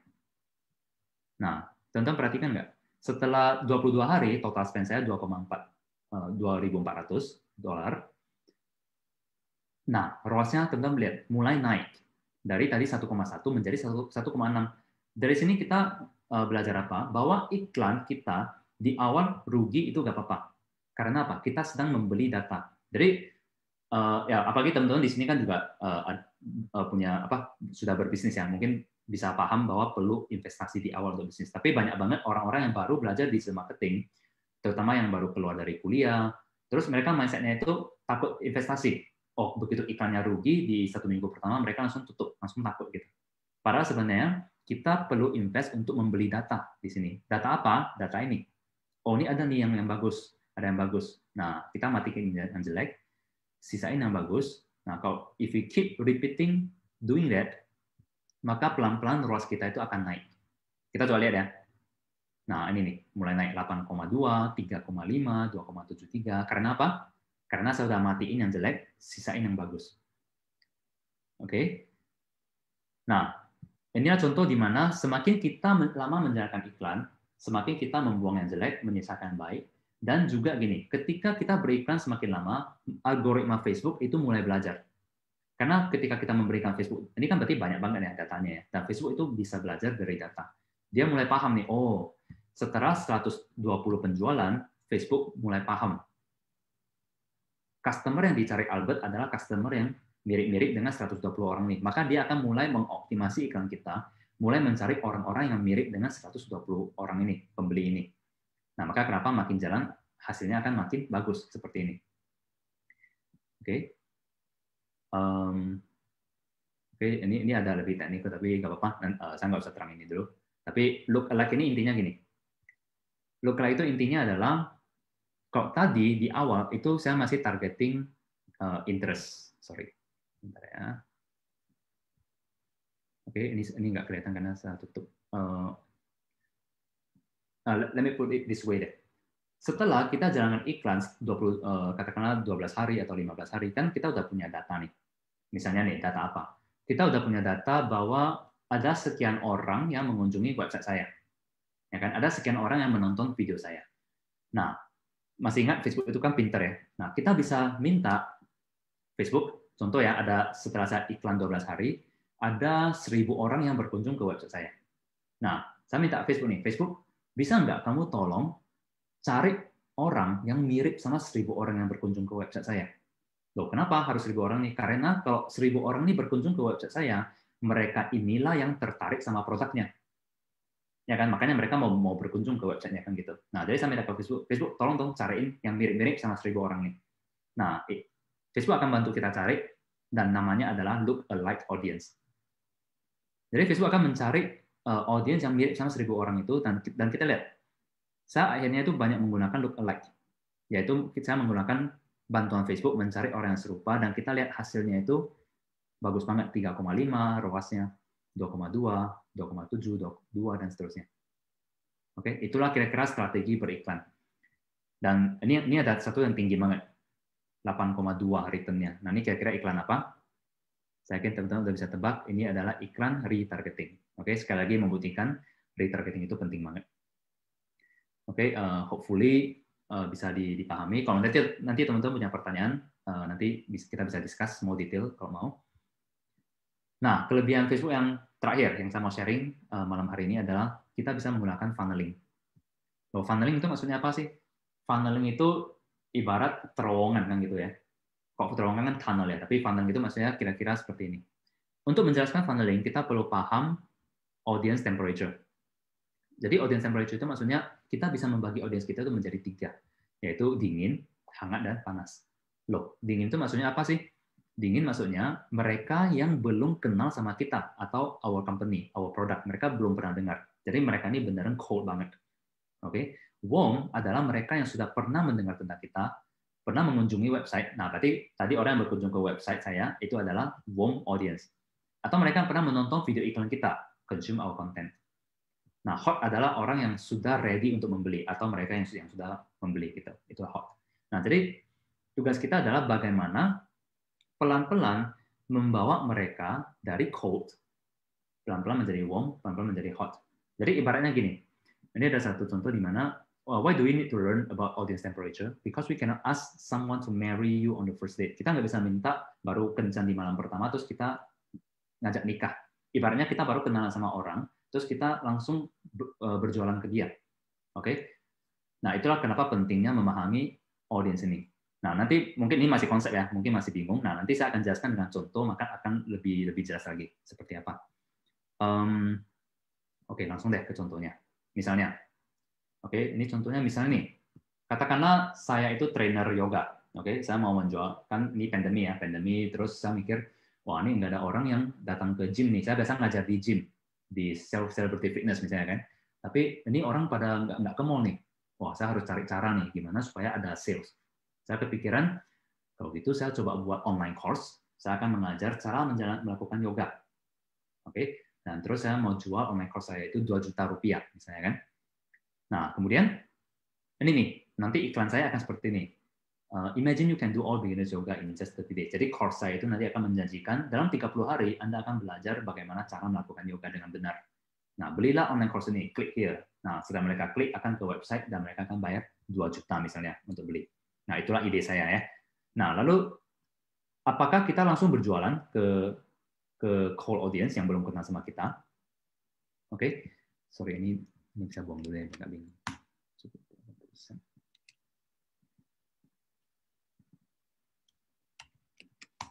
Oke. Nah, the question is, apakah saya kan udah ready to sell ya, course saya udah selesai, harganya 2 juta. Nah, kalau misalnya saya langsung berjualan ke core audience di sini, mungkin mereka akan skeptis. Misalnya, oh, emang Albert siapa sih?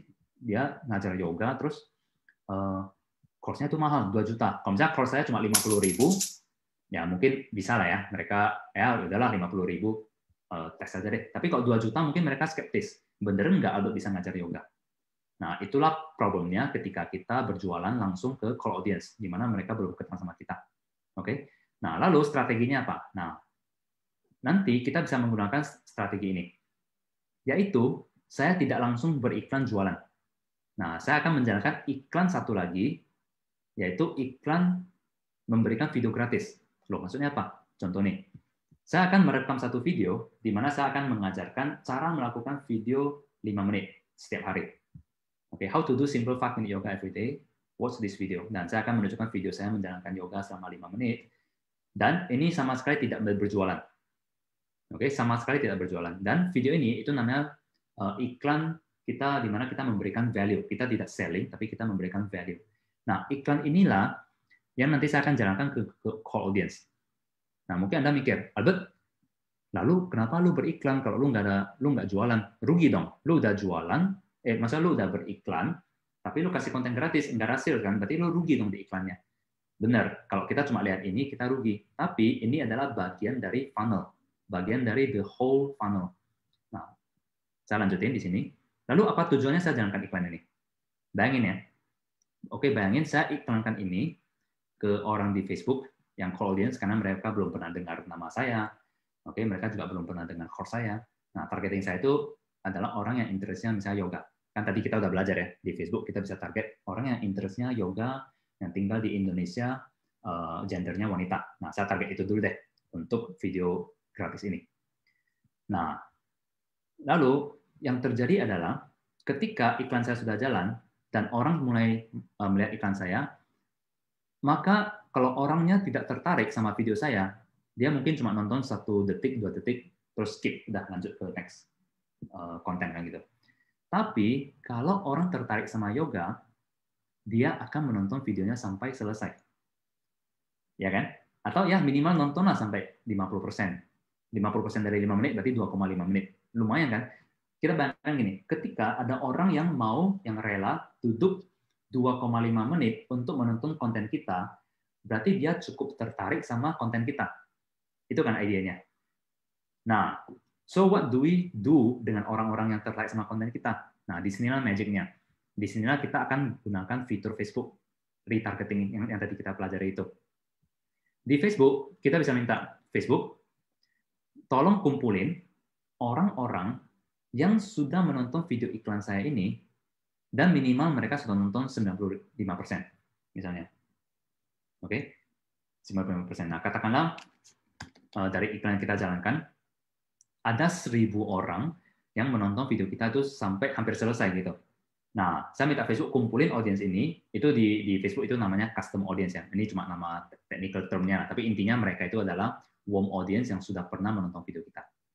Nah, setelah kita minta Facebook untuk kumpulin 1.000 orang ini, nah, next barulah kita jalankan iklan jualan ke 1.000 orang nih. Perhatian nggak? Berarti kita jualan hanya ke orang yang sudah kenal sama kita. Kita tidak jualan ke cold audience. Nah, kemungkinan conversion di sini lebih bagus. Kenapa? Karena kalau kita ingat, 1.000 orang ini adalah mereka yang sudah nonton sampai selesai video kita. Artinya apa? Pertama, mereka adalah orang yang tertarik sama konten yoga. Buktinya apa? Mereka mau menonton sampai selesai 5 menit videonya. Kedua, mereka mungkin suka dengan cara ngajar saya. Karena kan di sini saya memberikan free content ya, free value kan. Berarti mereka mungkin suka dengan cara ngajar saya. Oh, ini si Albert ngajar yoga, oke juga ya, ngerti dia ngajarinnya. Nah, sehingga ketika saya menawarkan dia program online saya, kemungkinan dia membeli akan lebih besar. dibandingkan kita langsung beriklan ke cold audience yang belum kenal sama kita. Oke, nah itulah kira-kira idenya. Nanti di Facebook kita bisa lakuin ini. Ini saya sudah sering menggunakan strategi ini dalam beriklan.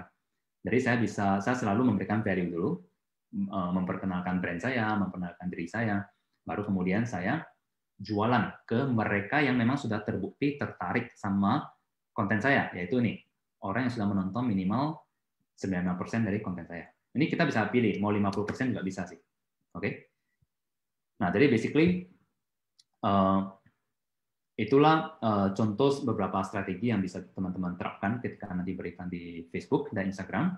Jadi kalau saya review kembali, inilah 6 alasan kita perlu segera menggunakan Facebook dan Instagram. Kenapa? Karena bisa menjangkau audiens yang besar dalam waktu yang singkat. Kita bisa melakukan targeting yang sangat-sangat detail. Orang yang suka yoga, orang yang suka matematika, parents, orang yang lahir di bulan Desember, itu bisa kita target. Kemudian kita juga punya akses ke laporan iklannya, di mana kita bisa lihat iklan mana yang bagus, kita maintain, bahkan kita naikkan budgetnya, iklan yang jelek, kita matiin. Nah, kita bisa retargeting. Kita tahu retargeting penting untuk mengingatkan pengunjung supaya mereka membeli.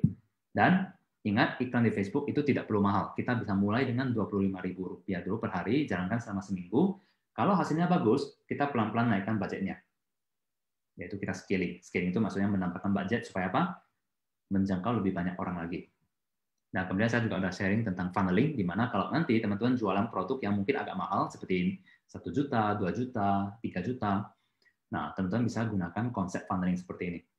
Nah, biasanya di sini ada yang nanya, Albert, kalau misalnya saya cuma jualan kaos, misalnya, atau jualan casing handphone, casing kan cuma 100 ribuan, 200 ribuan, apa perlu jalankan strategi seperti ini? Jawabannya tidak perlu. Kalau misalnya produk kita itu nggak mahal, harganya ya 100 ribuan, 200 ribuan, dan orang sudah mengerti dengan produk kita, maka kita bisa langsung jalankan iklan, jualan aja langsung ke cold audience. Oke, langsung ke cold audience. Tapi kalau produk kita itu butuh edukasi, atau produk kita itu lumayan mahal, nah maka kita perlu perkenalan dulu sama cold audience-nya. Baru nanti kita jualan ke warm audience. Contoh yang bisa diterapkan di sini adalah, misalnya jualan insurance. Ya kan? Nah, ini contoh yang bagus menurut saya. Insurance orang hanya akan beli ketika mereka sudah mengerti manfaat insurance, ya kan? Kalau misalnya kita nggak mengerti insurance, ada orang tawarkan kita reject, gitu. Nah, supaya kita tidak reject, kita jangan langsung jualan ke cold audience. Orang bisa takut. Tapi apa? Kita bisa membuat video gratis. Kita menjelaskan, oke, why do you need insurance? Because it can protect you, bla bla bla bla bla. Nah, Anda jelaskan dalam video 5 menit, 10 menit.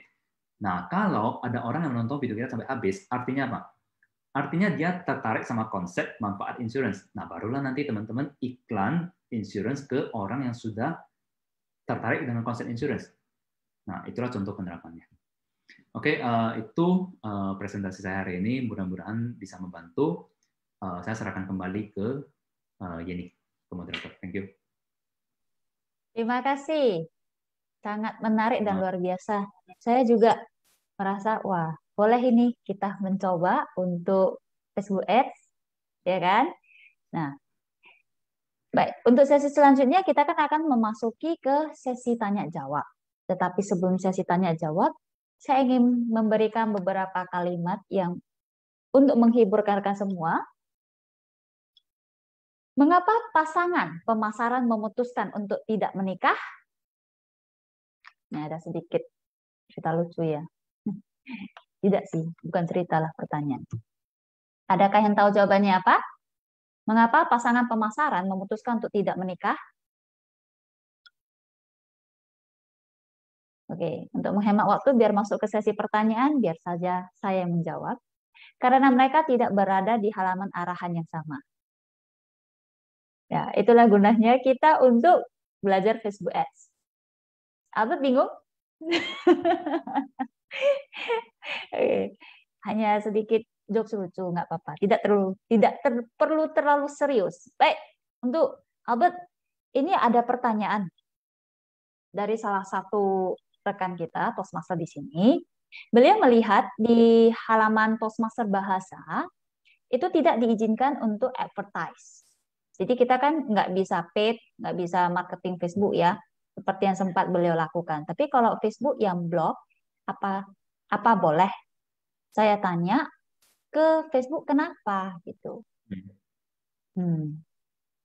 Oh, oke. Berarti questionnya adalah ada yang mencoba mengiklankan Toastmasters gitu ya di Ya, Facebook. ya. Jadi, Kita kan ada akun Toastmaster Bahasa. Jadi pas waktu kita mau iklan itu tidak diizinkan. ada notifikasinya nggak? Alasannya apa gitu? Bu Harlina, saya persilahkan untuk mengklarifikasi secara langsung. Baik, saya. Jadi ditulisnya tidak boleh boost katanya. Oh, dia nggak ada tulis detail reasonnya ya? Saya belum masuk ke dalam sih untuk minta detail reasonnya, saya belum sempat sih. I see. Tapi kenapa ya seperti itu ya? Yang tadinya sebenarnya bisa. Ya. Nah, jadi ada beberapa kemungkinan. Ada beberapa kemungkinan. Mungkin mumpung kita webinar kan, jadi we make use of this ya. Sebentar.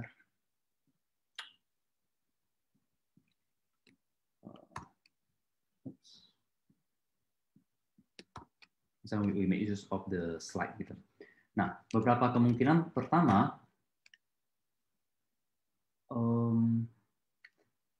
bisa jadi random bands. Random bands itu adalah karena Facebook itu sensitif banget, apalagi beberapa tahun sebelumnya teman-teman kalau masih ingat ada kasus Cambridge Analytica ya, ada information breach, data breach dan sebagainya, sehingga Mark Zuckerberg harus report ke apa. Nah, sejak itu Facebook sangat-sangat sensitif terhadap konten iklan. Bahkan mereka sepertinya, ini tidak pernah di-announce oleh Facebook, tapi sepertinya mereka lebih memilih untuk menonaktifkan iklan kita dulu, nah baru nanti dia memberikan kita kesempatan untuk appeal. Appeal itu maksudnya request review gitu. Facebook review dong iklan aku kenapa di-ban padahal nggak melanggar gitu. Nah, jadi kalau misalnya Facebook merasa nanti akan ada orang Facebook yang manually review. Jadi random bands ini oleh sistem, oleh mesin gitu. Pokoknya mesin ada detect, ada kira-kira mencurigakan atau yang menurut mesinnya itu ada potensi melanggar, dia ban dulu pokoknya. Nah, baru nanti kita request review, baru nanti ada tim reviewer manusianya yang bantu kita review. Oh, ya memang ini ternyata iklan Anda itu nggak salah sih. Oke, baru dibukakan kembali oleh tim reviewernya. Nah, itulah yang sering terjadi. Jadi dalam hal ini coba nanti Anda request review. Harusnya ada tombol request review. Coba nanya aja, oh ini kenapa ya nggak bisa iklan? Itu yang pertama. Jadi kita di sini perlu tahu ada istilahnya Facebook Ads Policy. Jadi kita berikan di Facebook itu juga perlu mengikuti aturan iklannya. Jadi contoh nih, misalnya kita nggak boleh iklan produk alkohol, di Indonesia nggak boleh iklan alkohol, rokok, konten dewasa, alat seks, itu nggak boleh diiklankan. Nah, kalau kita iklan produk itu berarti melanggar aturan iklan, maka otomatis akan di-ban. Nah, berarti yang pertama itu kemungkinan kita melanggar. Tapi kalau misalnya Anda sama sekali belum pernah jalankan iklan, berarti kan nggak ada pelanggaran dong. Nah, ada kemungkinan random bands. Atau kemungkinan ketiga, pernah kita jalankan iklan, tapi payment-nya nggak berhasil. Karena Facebook akan memberikan kita, akan membiarkan kita jalankan dulu, nah nanti baru tagih ke kita. Nah, payment-nya itu decline. Kalau payment decline, maka Facebook tidak akan mengizinkan kita iklan sampai kita selesai membayar. Jadi nanti Anda coba cek payment-nya. Ya, mostly sih 3 kemungkinan ini. Ada pelanggaran, atau random bands, atau payment decline. Nah, dalam hal ini, step-nya adalah nanti Anda request review. Biasanya ada tombol tuh, klik, kemudian akan dihubungkan sama customer support. Anda bisa ke facebook.com/business/help. Oke, dan ini kita bisa nanti sampaikan dalam bentuk email, atau kadang ada tombol chat di jam kerja ya. Ada tombol chat, nanti Anda klik, nanti bisa nanya, bisa nggak bantu cek kenapa akun saya ini nggak bisa iklan kayak gitu ya. Oke, semoga menjawab. Terima kasih. Baik, Sama-sama. terima kasih untuk Bu Harlina. Pertanyaan selanjutnya. Nah, seperti Toastmaster kita kan sering banget ini, Albert kita adain event ya, salah satunya seperti mengundang Albert di sini gitu. Nah, bagaimana kita mempromosikan event itu supaya bisa menggrab audiens lebih banyak gitu, bisa lebih maksimal. Oke. Oke, aku coba tunjukin, kita sama-sama lihat aja ya, biar kan dari tadi kan cuma konsepnya. Nah, mungkin teman-teman penasaran, emang tampilan beriklan di Facebook seperti apa sih? Coba ya.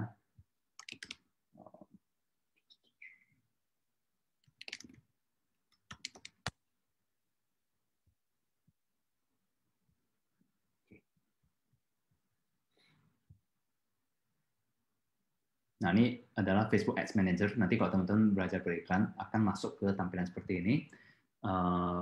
Coba kita buat iklan. Misalnya nih, kita mau iklan Toastmasters ya, event Toastmasters. Kalau sekarang itu kan online ya, berarti nggak terbatas sama lokal dong ya. Kita bisa iklan ke, biasa gimana, seluruh Indonesia atau include Malaysia, Singapura, dan sebagainya? Seluruh ya, iya. Ya, Indonesia. Indonesia ya, oke. I won't get into the technical here, but kalau misalnya nanti teman-teman bingung mau pilih yang mana, pilih aja dulu engagement. Oke, pilih engagement. You can always learn the detail lah ya.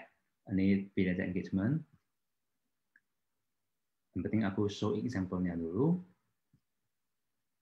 Oke, nah kita bisa setting targetingnya seperti ini. Ini budgetnya misalnya, oke, aku mau start dari Rp25.000 dulu per day dari budget. Kemudian, nah di sini yang tadi aku bilang ada detail targeting, ada age, ada location. Nah di sini kita nanti di sini kalau misalnya contoh nih di Medan misalnya kan, aku mau target Medan aja bisa. Oke, but in this case kita mau target seluruh Indo. Dan kita masukin Indonesia. Oke, umur 18-65 plus, age, gender, all. Nah, berarti ini basically kita lagi mentarget seluruh orang di Indonesia kan ya. Nah, kita lihat di audiensnya itu ada 150 juta orang. Tapi kan nggak mungkin dong kita iklan Toastmaster ke 150 juta orang nih kan tidak tertarget banget ya kan gitu ya. Nah, lalu kita bisa pilih detail targetingnya di sini. Oke. Kalau age, I think orang umur 18 sudah bisa interested sama Toastmasters ya. Nah, di sini I would try dengan Toastmasters dulu. Ada nggak kata kunci Toastmasters? Ada nih. Oke. Coba kita lihat. Ada Toastmasters International, ada Toastmaster. I think this one. Nah, kita pilih yang interest. Ini mungkin agak kecil ya saya bacain. Ini ada yang interest, ada yang employers. Interest. Nah, saya akan pilih yang interest. Toastmasters International.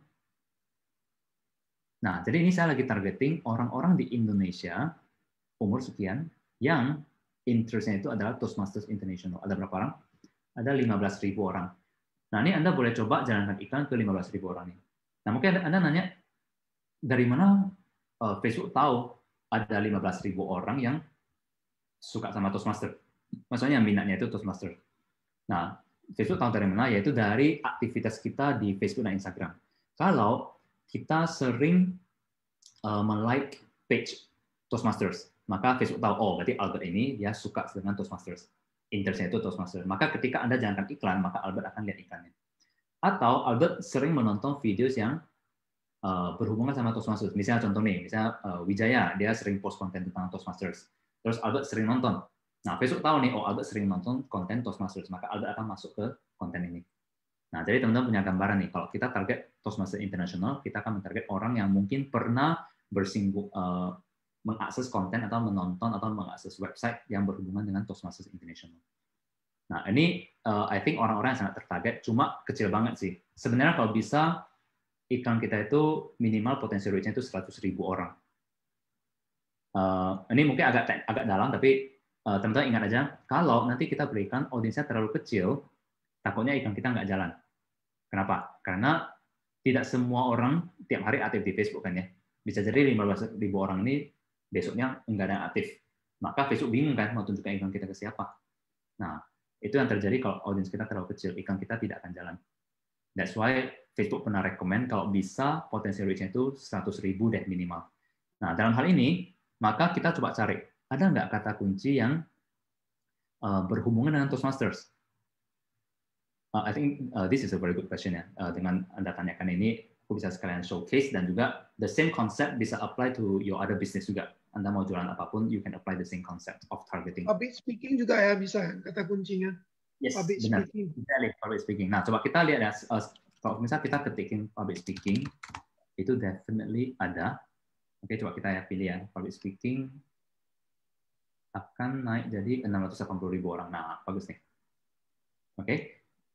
Nah, kemudian bisa kita mikir lagi. Kalau nggak kepikiran ide, kita bisa klik tombol suggestion. Karena Facebook akan bantu rekomendasikan. Nah, ini nih, muncul nih. Motivational speaking, maybe. Okay, we can choose that. Personal development, I think orang yang tertarik sama personal development akan tertarik sama Toastmaster juga. Nah, di sini nanti teman-teman lihat. Ini mulai berhubungan kan ya sama Toastmasters gitu. Professional development, TED conference. Coba aku tutup public speaking dulu, aku remove. Kalau aku pilih Toastmasters, rekomendasi dari Facebook apa ya? Ya, sama sih. Dia juga rekomend public speaking. So, I would choose motivational speaking, public speaking, personal development, okay, public speaking. Nah, ini sesimpel ini aja udah 12 juta orang. Nah, mungkin kalau teman-teman nanya, jadi Albert, kalau tadi 15.000 terlalu dikit. Ada nggak terlalu banyaknya? Nah, 12 juta menurut saya terlalu banyak. Oke, kalau bisa ya, karena event Toastmaster, I think I would go for 1 sampai 10 juta sih. 1 sampai 10 juta. Jadi ini kok 12 juta mungkin terlalu banyak. Dan coba aku lihat, mungkin ini aku hapus motivational speaking 11 juta. Ya, lebih kurang lah ya, nggak apa-apa ya. Lebih kurang nggak apa-apa 11 juta. Then I would try targeting this gitu. Oke, jadi ini teman-teman sudah punya gambaran nih. Nah, kalau misalnya I don't know ya, misalnya Anda mau, oke, Albert, gimana kalau aku nggak mau target seluruh Indonesia? Karena kenapa? Karena asumsi aku, orang yang bisa appreciate the importance of public speaking adalah orang yang tinggal di kota besar, misalnya. Mereka lebih ngerti kalau kerja di kantoran itu public speaking penting.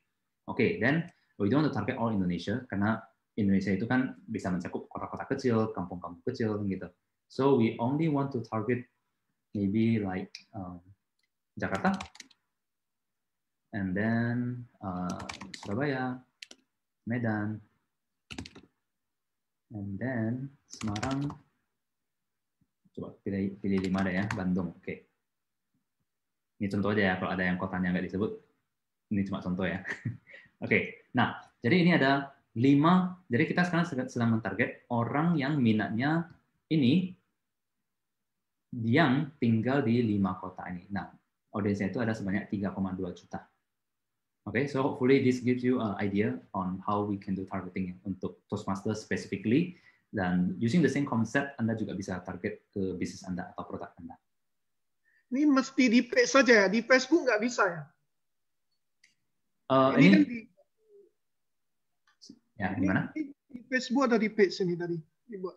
Ini oke. Jadi nanti teman-teman masuk ke facebook.com/ads/manager. I think mungkin bisa gini deh. Oh, berarti Facebook biasa bisa ya? Saya pikir hanya di page saja bisa. Ya, dan one thing, kan teman-teman tadi kan cuma belajar konsepnya ya, konsepnya. Nah, kok prakteknya gimana? Nanti teman-teman bisa join ke Marketers Community yang tadi. Marketers Community di Facebook Group ya. Masuk ke Facebook, ketik Marketers Community, kemudian Nah, ini Marketers Community-nya nanti di bagian sebentar.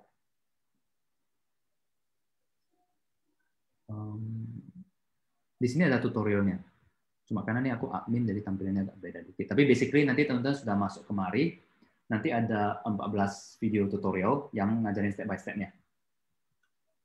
Oke, teman-teman bisa belajar dari sini. Jadi apabila mau belajar cara memulai Facebook Ads di sini lah ya. Ini free ya, by the way, ini free. Jadi teman-teman kalau yang tertarik belajar bisa join dan belajar di sini. Okay? Berarti sudah terjawab ya pertanyaanku Patrick ya.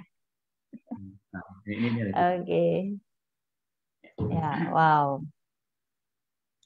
Oke, teman-teman dicatat Marketers Community. Baik, ini ada pertanyaan dari salah satu rekan kita juga. Tadi kan sempat dikatakan bisa memulai budget dari 25.000 yang termurah ya. Nah, jika ada yang berani untuk iklan dengan budget lebih tinggi, apakah itu sangat efektif untuk kita? Bukankah calon prospek kan lebih target ke harga yang lebih tinggi? Atau apakah ada pengaruhnya? Oh, maksudnya kalau tadi kan contohnya 25.000 per day. Kalau Yes. misalnya 1 juta per day boleh nggak? Gitu ya. Ya, Dan juga misalnya kalau apabila lebih mahal, apakah ada pengaruhnya begitu? Oke, it's a very good question. Jadi kenapa aku bilang ini good question? Karena ini kita jadi perlu membahas sedikit tentang, nah di Facebook itu ketika kita beriklan, kita sebenarnya sedang melakukan bidding. Karena kan pengiklan kan nggak cuma kita, masih banyak advertisers lainnya yang I think sekarang udah berapa orang ya? I think hampir 10 juta advertisers di seluruh dunia. Nah, jadi 10 juta advertisers ini mereka saling bidding.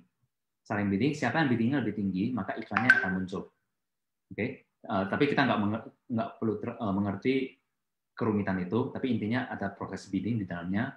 Nah, to answer this question, ketika misal aku iklannya budgetnya cuma 25.000, tapi Anda iklannya itu 1 juta. Nah, otomatis Facebook akan melihat, oh ini budgetnya jauh lebih besar. Otomatis bidding Anda itu akan lebih tinggi dari saya, dan kemungkinan Anda akan ditunjukkan ke audiens yang kualitasnya lebih bagus. Kualitasnya bagus maksudnya apa? Facebook punya data, oh audiens ini dia punya buying history yang lebih sering dibandingkan audiens yang lain. Nah, mungkin Facebook akan memberikan Anda audiens yang lebih bagus ke spender yang 1 juta. Yang kurang begitu bagus ke Albert gitu. Oke? Nah, kira-kira bisa seperti itu. Tapi, ada tapi. Tapi, Facebook cara menentukan audiens ke siapa itu tidak sesimpel ini. Karena kalau seperti ini berarti kita yang entrepreneur kecil ya kita kalah dong sama corporate kan gitu. Tapi kenyataannya bukan seperti itu. Bukan hanya memperhatikan aspek itu, banyak banget aspek lain. There is just one in 1,000 metrics yang dilihat oleh Facebook. Nah, metrics lain contohnya apa? Contoh nih misalnya, kalau ada corporate yang spendingnya 10 juta per day, Anda spendingnya cuma 100.000. Nah, tapi karena corporate kita tahu ya, biasanya masalah corporate itu adalah mereka lengah karena budgetnya gede, timnya juga ya udahlah ke budget company gede, saya iklan juga asal-asalan. Nah, beda dengan kita yang small company misalnya, kita harus budgetnya cuma dikit, so we have to make very good use of the budget. Nah, maka kita mikir nih, oke, gimana supaya konten kita menarik, gimana supaya orang banyak ngeklik. Jadinya kita memperhatikan kualitas konten iklan kita.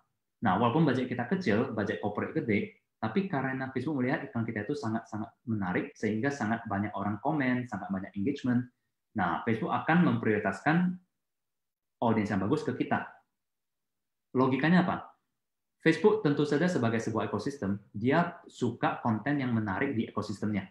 Supaya apa? Users lebih senang menggunakan Facebook. Jadi Facebook sangat menghargai konten-konten yang menarik. Jadi ketika konten kita menarik, walaupun budget kita kecil, kita juga akan mendapatkan hasil yang bagus. Nah, kira-kira pemahamannya seperti itu. Baik, jika kontennya menarik, ya kan? Tapi iklan di Facebook itu dia tidak dapat memposting foto sebelum dan sesudah.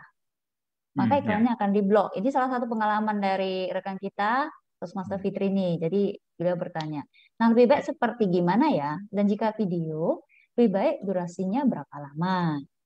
Ya, salah satu alasan salah satu eksklusi adalah tidak boleh gunakan before after fotos, terutama ini untuk teman-teman yang lain yang belum pernah beriklan ya, terutama untuk bidang skincare, anti-aging, weight loss apalagi, oke? Ini nggak boleh gunakan before after. Walaupun kita tahu di marketing foto before after sangat-sangat powerful ya, but di Facebook nggak boleh. So tadi yang nanya mungkin akalnya pakai video ya, tadi katanya. Pakai video kira-kira durasinya berapa lama? Gitu. Bisa diakalin pakai video, yes.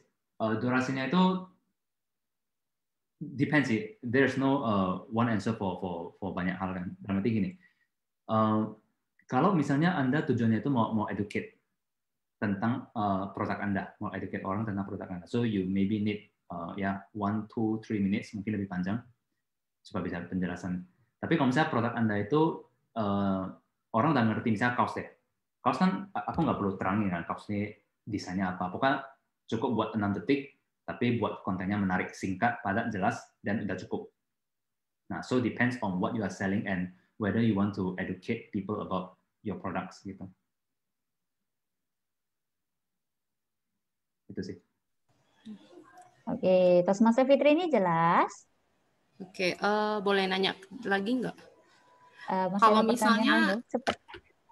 Kalau misalnya itu kan tadi kita udah iklan nih. Nah, yang kejadian pernah misalnya kita udah mulai nih tes budget dari yang low sampai high gitu.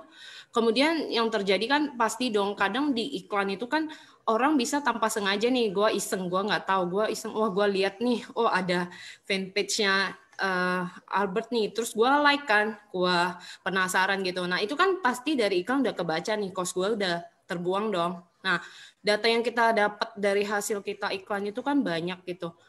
Nah maksudnya yang sering terjadi adalah data yang kita dapat itu lebih banyak kayak keisengan orang yang maksudnya enggak, karena kan tujuan kita kayak kita selling something yang dengan budget produk kita yang high quality dengan harganya juga lumayan ya jutaan. Nah yang sering like kayak mungkin latar belakang mereka yang masih middle ke bawah gitu loh. Jadi maksudnya ada saran nggak sih, kadang kan kayak kita udah iklan nih, akhirnya database yang kita dapat I think nggak terlalu akurat, karena kan kita berharap adalah begitu orang lihat pasti orang udah tahu dong, oh ini apa, sehingga dia tertarik dan dia pengen tahu lebih dalam. Nah yang terjadi malah iklan ini jadi habisin budget malah nggak ketemu nih sama target istilahnya mangsa kita nih, nggak dapet karena yang klik ya udah saya klik, oh ternyata saya nggak iseng-iseng aja sih. Apalagi kadang kayak kita mungkin ada yang promosi education gitu ya, yang dengan budget sehari 3 juta untuk program mereka. Nah begitu diklik ternyata saya cuma pengen tahu, ternyata tidak jadi. Akhirnya kan data masuk. Nah begitu kita ambil data itu kan pasti kayak udah jadi something yang sangat maksudnya berharga lah, nggak mungkin kita biarin kalau kita masih the small gitu ya, company atau sesuatu yang kita baru mulai. Nah biasanya kan kita follow up, ternyata mereka itu cuma, oh maaf ya saya cuma pengen tahu. Nah gimana sih maksudnya Ko Albert dari pengalaman lebih bagusnya seperti apa? Kalau yang tadi balik ke video, video itu lebih bagus menarik seperti apa? Kalau tadi kan yoga cerita tentang gambaran yoga. Nah kalau misalnya kita video misalnya ke bisnis atau apapun, lebih bagus apa sih? Apakah video diri kita berbicara di depan untuk meyakinkan orang? Karena kan kita mau personal brand nih, supaya orang tahu, oh benar ini ada orangnya real gitu. Nggak hanya comot punya orang dipasangin gitu. Nah ada suggest nggak gitu? Boleh tahu bisnisnya apa? Saya di multi level sama di education. Okay. Let's take education for example misalnya. Education kalau boleh tahu, education dalam hal apa? Dia biasa punya gambaran. Biasanya di public speaking. Oke. Well, I think public speaking bisa banget gunakan konsep ini juga. Jadi mungkin Anda bisa munculkan Anda di video itu, kemudian Anda jelaskan public speaking. And then dalam hal ini berarti kita perlu make the video longer kan? Kalau nggak salah tadi Anda nanya ya, yang videonya mau berapa panjangnya?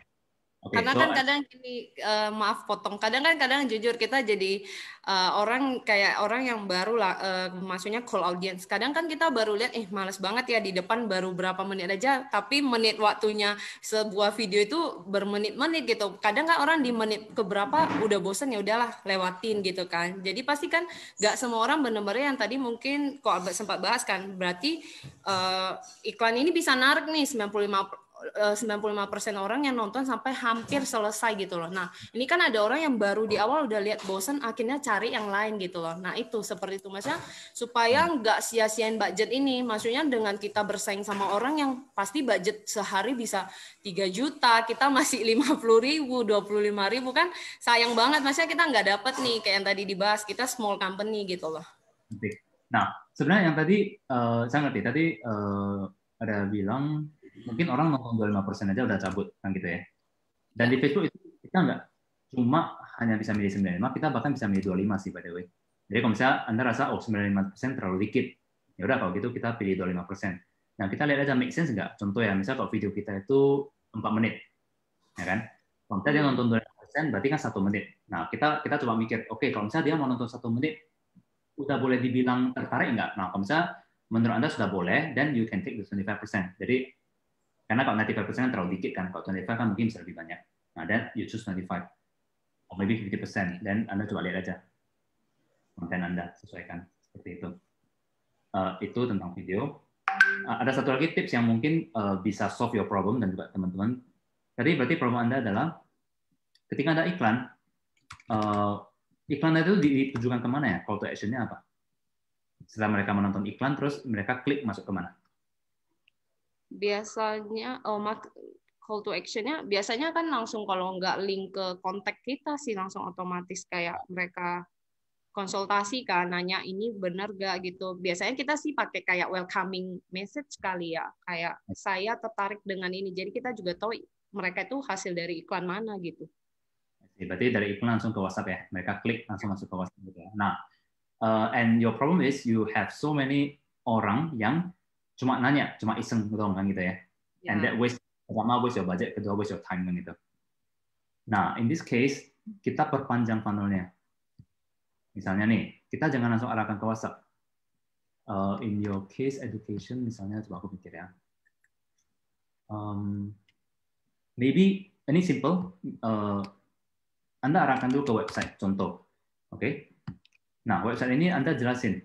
Kan dari iklan ya, dari iklan Anda jelasin pentingnya public speaking 5 menit. Nah, untuk mau tahu lebih detail, Anda bisa mengunjungi website kami. Nah, di website Anda itu Anda jelaskan panjang lebar.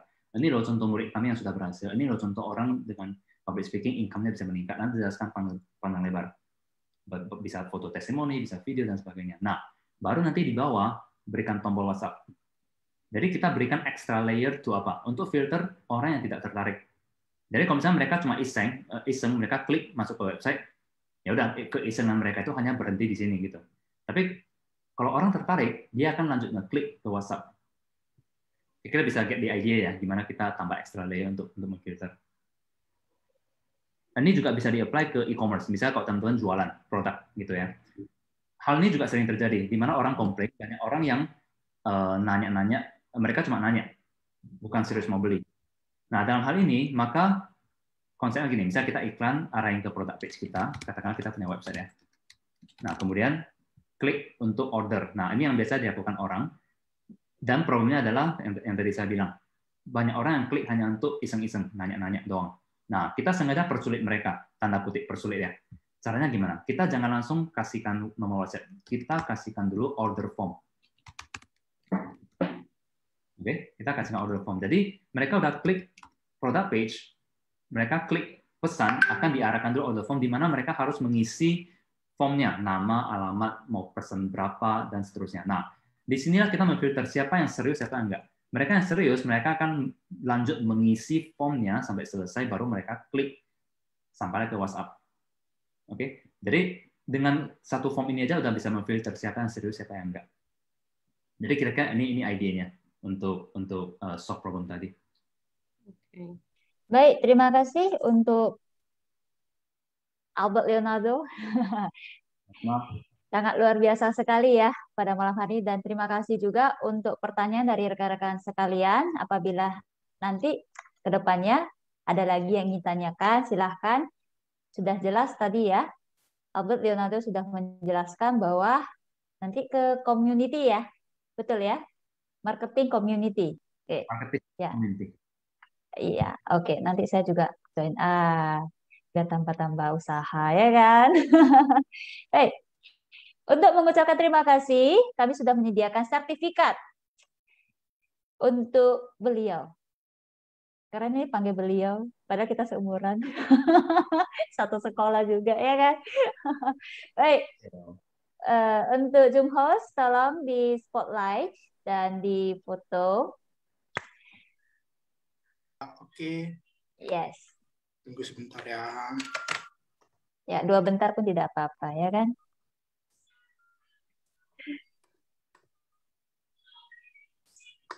Yes.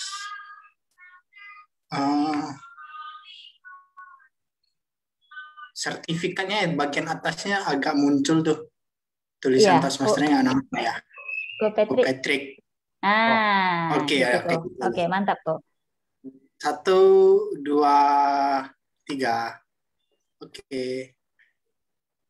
Sudah, terima kasih. Oke. Sudah ya. Oke. Saya mengucapkan maaf dulu ya untuk rekan-rekan apabila pertanyaan tidak semuanya dapat terjawab berhubung waktu yang sudah terbatas ya. Dan terima kasih sekali lagi untuk Albert Leonardo telah meluangkan waktu dan menjawab pertanyaan-pertanyaan dari rekan-rekan dengan sangat jelas sekali. Baik, terima kasih.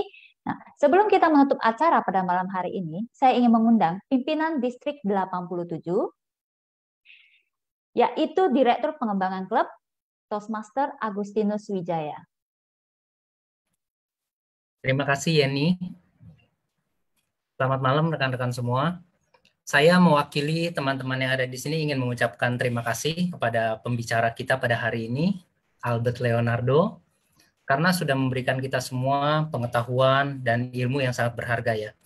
Sebelumnya saya pernah mengikuti satu kursus bagaimana cara memasang Facebook Ads. Tapi hari ini pembicara kita Albert memberikan jauh lebih luas ya, memberikan strategi, latar belakang pemikirannya. Saya belajar banyak mengenai ada testing, retargeting, look-alike, funneling, dan banyak sekali hal-hal yang menurut saya sangat berharga pada hari ini. Terima kasih sudah memberikan itu kepada kita semua. Saya setuju sih bahwa zaman sudah berubah ya. Kalau saya di bidang properti, bahkan sampai 5 tahun terakhir ini pun masih banyak perusahaan developer yang iklannya tuh di koran, di majalah, di TV, ada yang pasang reklame, billboard yang sampai habis miliaran-miliaran. Saya rasa lebih efektif kalau kita menggunakan cara beriklan seperti yang diajarkan oleh Albert. Terima kasih. Sedikit latar belakang kenapa acara ini bisa berlangsung. Saya merasa bahwa Toastmaster bagus kan untuk pengembangan diri, untuk public speaking, mengenai leadership.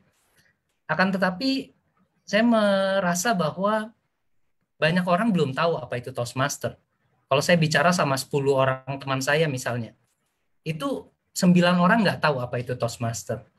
Jadi kita sebagai pemimpin distrik ingin meningkatkan pengetahuan orang bahwa ada loh ini Toastmaster.